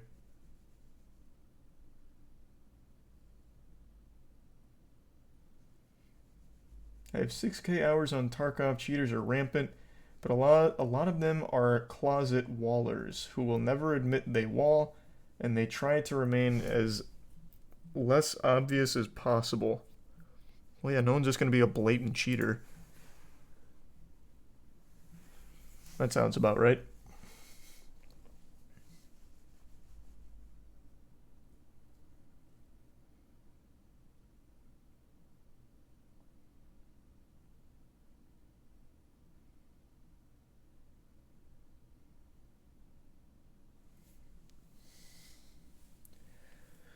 Blatant cheaters happen all the time. In Tarkov, do they?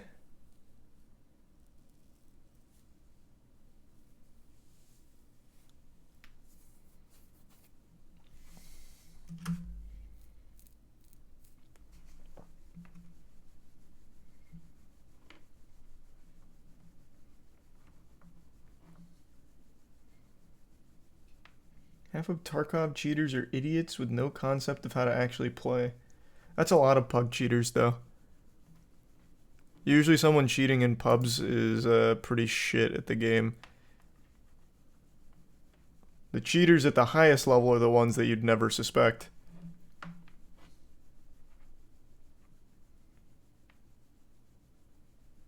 These are resub Starry and Panic. And the bits kern.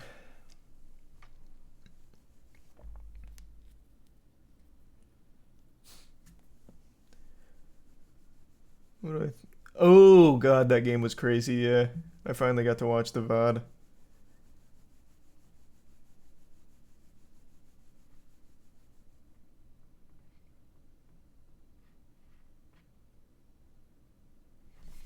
Is the bits posterized?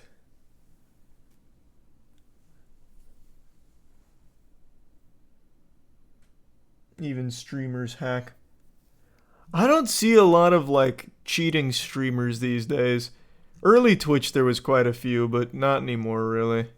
I can't think of the last big cheating scandal with a streamer. Like a confirmed cheating scandal with a streamer. I see like a couple pop up now and then. like on like TikTok with people cheating. But like that's not like a big streamer or anything like that.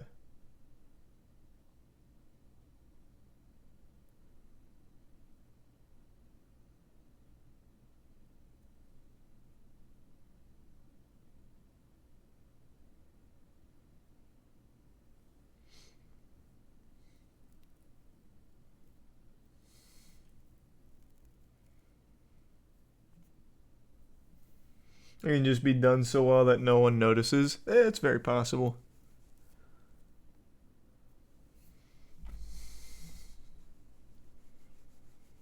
Is cheating streaming dead or not as popular? I'd say it's probably dead.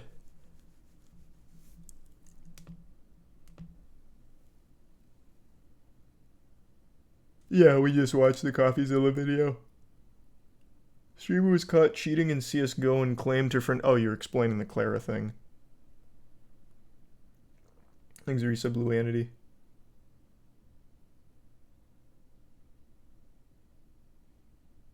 Remember Jarvis? Has he ever bounced back? Let's see.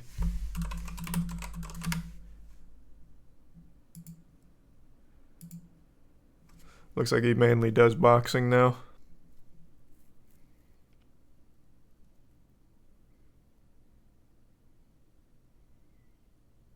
Yeah, it looks like it's just mainly boxing. What about his brother K? Save the kids.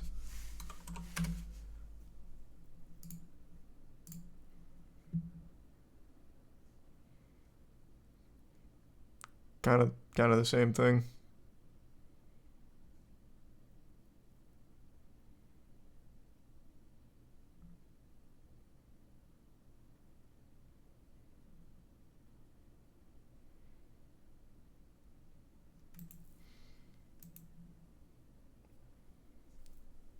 There's the bitch Shadow in the prime that boy.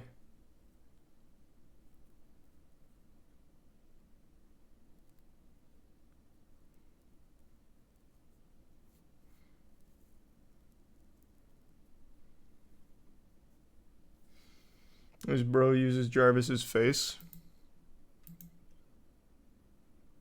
I'm not gonna lie to you. I didn't even realize. I guess I wasn't paying enough attention. Yeah, is K in a single one of these videos, or is it all just Jarvis? Yeah, I didn't even realize I wasn't on Jarvis's channel anymore. I just zoned the fuck out. Every single one of these is Jarvis. Oh, here's K 9 months ago.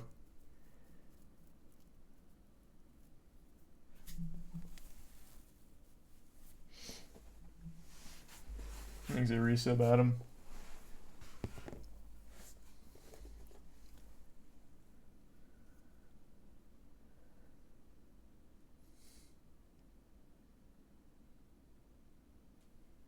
Thanks to the resub MCR and Terrific. And the prime need. And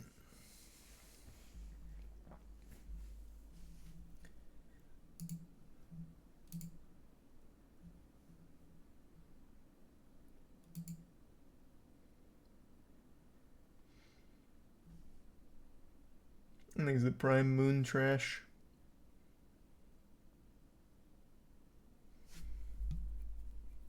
Have you seen the new Transformers game?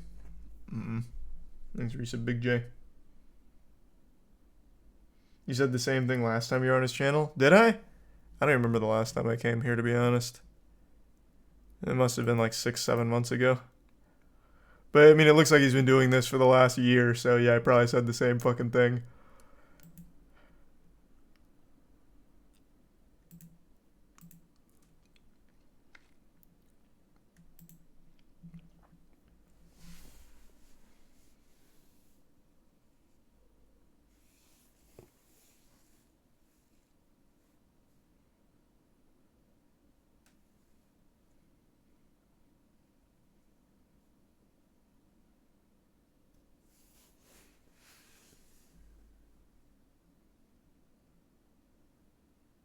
Have you ever done a drumstick ice cream tier list? Nope.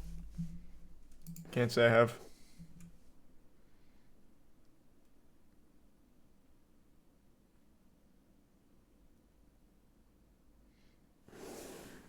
Thanks to the Prime Lizard.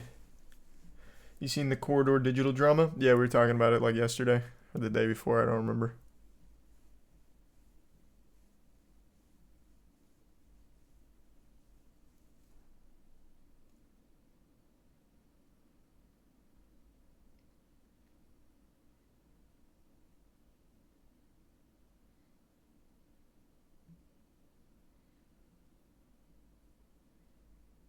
Do an Oreo flavor tier list. Interesting you mentioned that. We actually filmed an Oreo tier list like 2 years ago, but every fucking Oreo was just good, so it just was Matt and I eating Oreos and enjoying it. So we were like, this kind of fucking sucks, so we didn't post it. They really weren't bad Oreo flavors.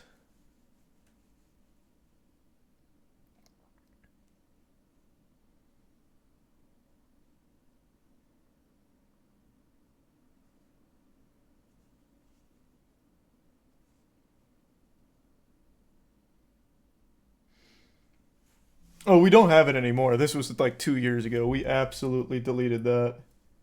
It just wasn't worth posting. It was literally just us smiling and eating Oreos. It was just like, they were good. All of them were between B and S.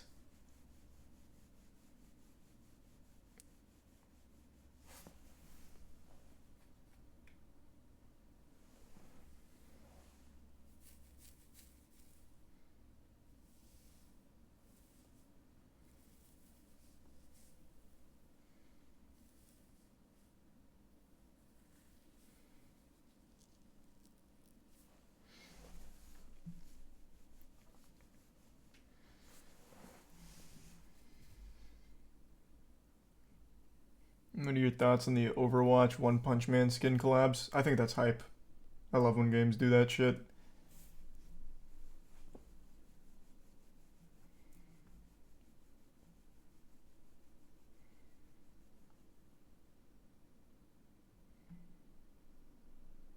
Thanks for the 10 gift subs, Dong. Appreciate it, man.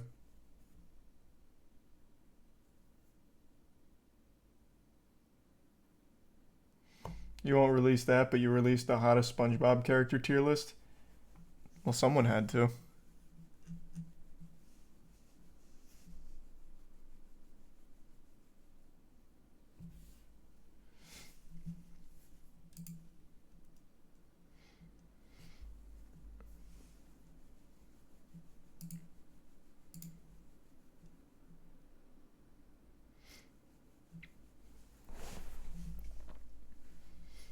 Does he do anything or just sit here watching paint dry?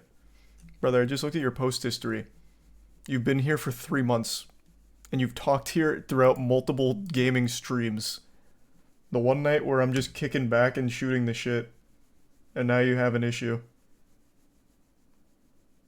Exit tier 1 snuff.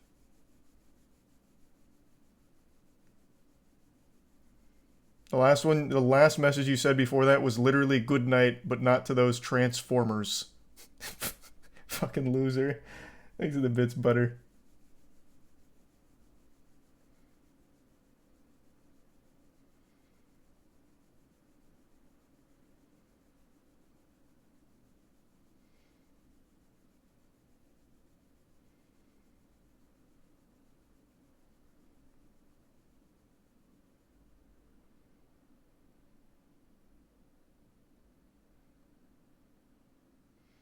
Thanks, resub Chainsaw Man.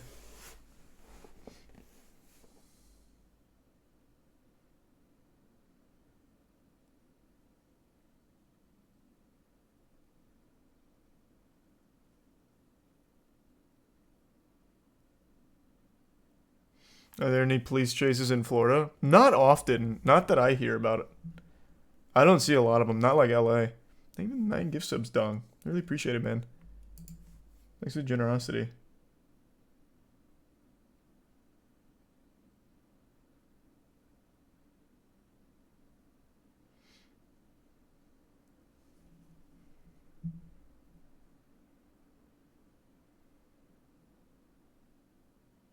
Thanks, Arisa Brinsky.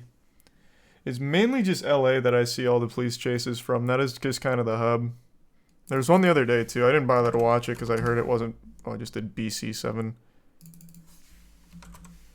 I didn't bother to watch it because I heard it was pretty underwhelming, but there's a police chase every day. Every single day in LA, at least one. There's a tier 1 King Dragon. And the resub. Medale.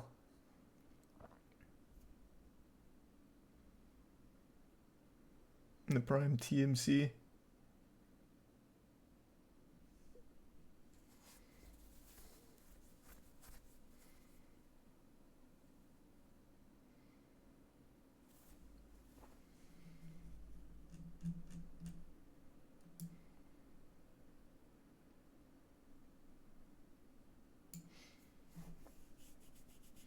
Wasn't there a huge police chase today? Well, I don't know about that. I just know this one wasn't very interesting. I don't remember if I said this, but thanks to the tier 1 King Dragon. And the tier 1 Kilojoule.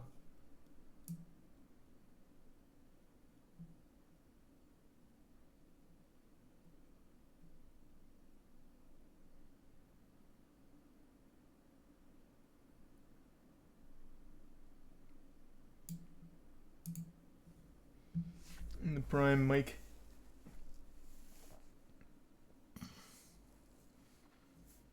And the resub Gads.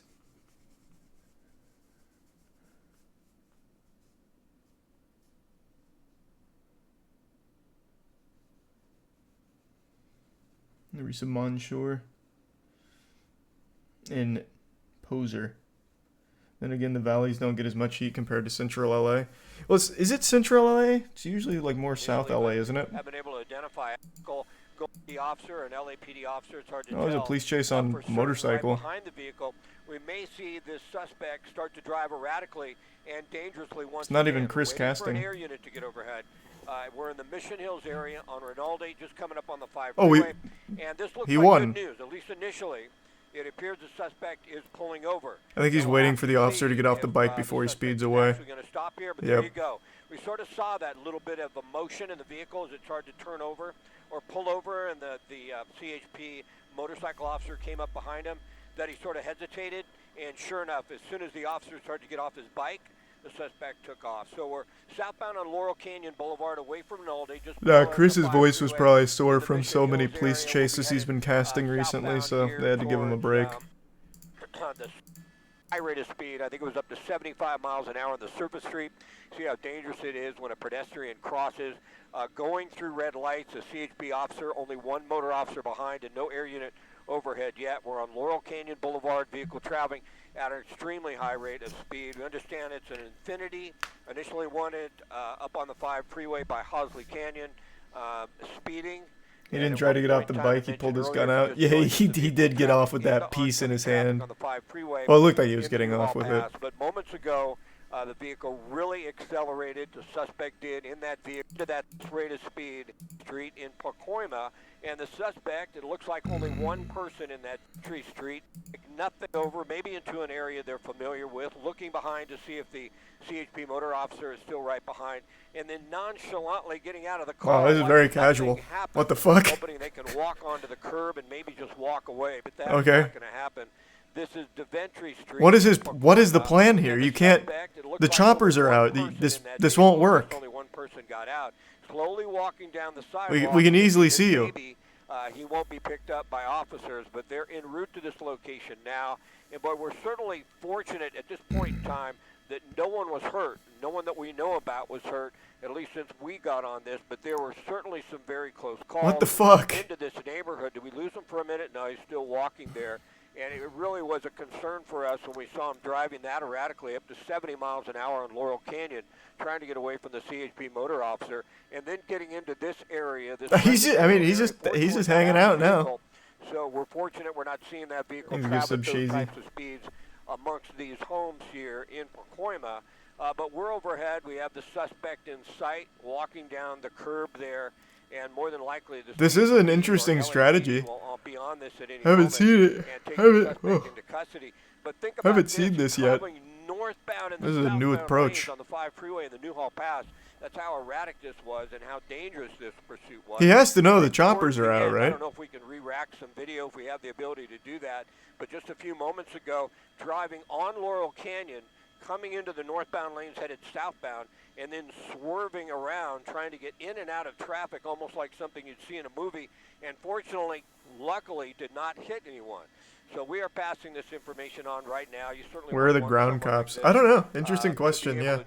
They weren't far behind a minute ago. I guess they stopped. Oh, there's a dog. As well as their own. We're on Haddon Avenue in Pacoima. I believe the suspect's walking northbound at this point in time. We are going to keep an eye on this. Oh, more dogs.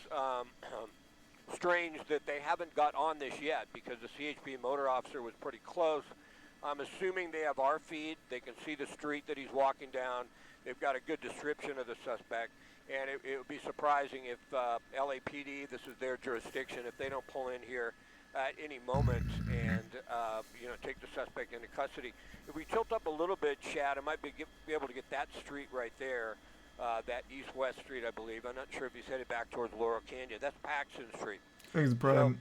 Gun. The suspect is on Haddon Street watching towards Paxton. Hey, Umbrella. Probably like a 9. As I mentioned, we would just believe at any point in time here, sometime soon, that suspect will be taken into custody. It was really unusual to see the suspect pull over. He's able to send a lot of text messages here before he gets arrested. Like nothing had happened. He went through his whole contacts list. Walked around the vehicle, got onto the sidewalk, looked around Thanks, a little bit, and there you go. Snooker and gift sub Kisimav. Good to see you. I hope you're doing well. And these are dicey situations like this. We've lost the suspect. Hopefully he's down. Because how did they find him? And abiding their commands at this point in time. They're cheating. Situations like this turn into shootings. They don't know if the suspect is armed. They only know that he's desperate. They know that he was willing to drive erratically and endanger a lot of people. So at this point in time, guns are drawn. As we come around here on the sidewalk, though, it looks like the suspect is face down. He's obeying the commands of officers, and the suspect is going to be taken into custody. But certainly, this was an extremely dangerous pursuit. Officers, you're letting the actual bad guy get away. I'm just an innocent man walking on the sidewalk and texting. I had nothing to do with the police chase. Laurel Canyon into oncoming traffic. I mean, I guess it was worth a try. Look at the bits posterized.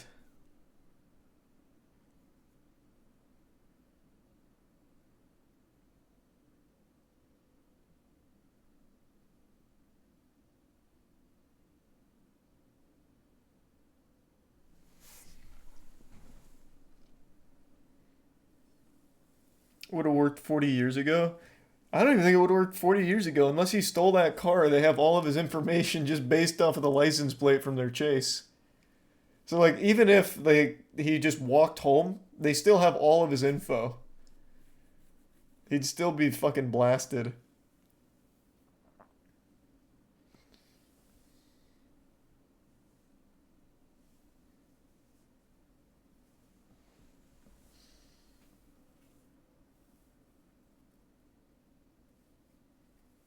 There's resubs, Ironics.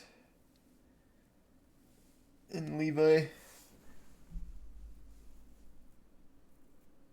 And Ruben and the 5 gift subs. Venom. Hey Venom, hope you had a good day.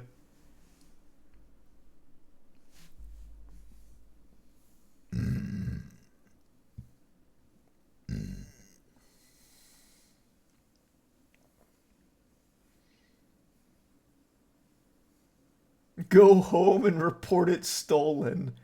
Oh, now we're thinking galaxy brain. Yeah, get out of the car. Like, try and, like, get under the protection of some trees or something. Make it to your house and just, like, put in a phone call. Like, my car's not in my garage. I fear someone has stolen it. That's big.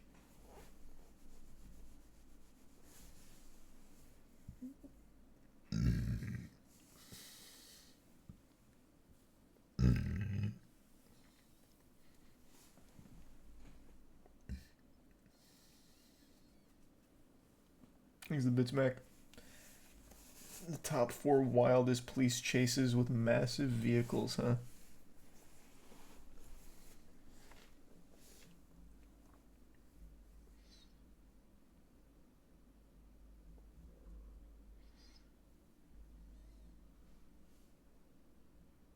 What if someone else was in the car and he was the distraction? Well, they're going to go to the car regardless, I'm sure. They'll check it for, like, drugs or something. They always do.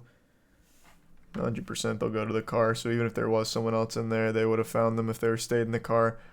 And if they got out, like, after he did, then that would be pretty smart, I guess. Exhibit lack. Alright, I'm getting tired. I'm gonna call it a night.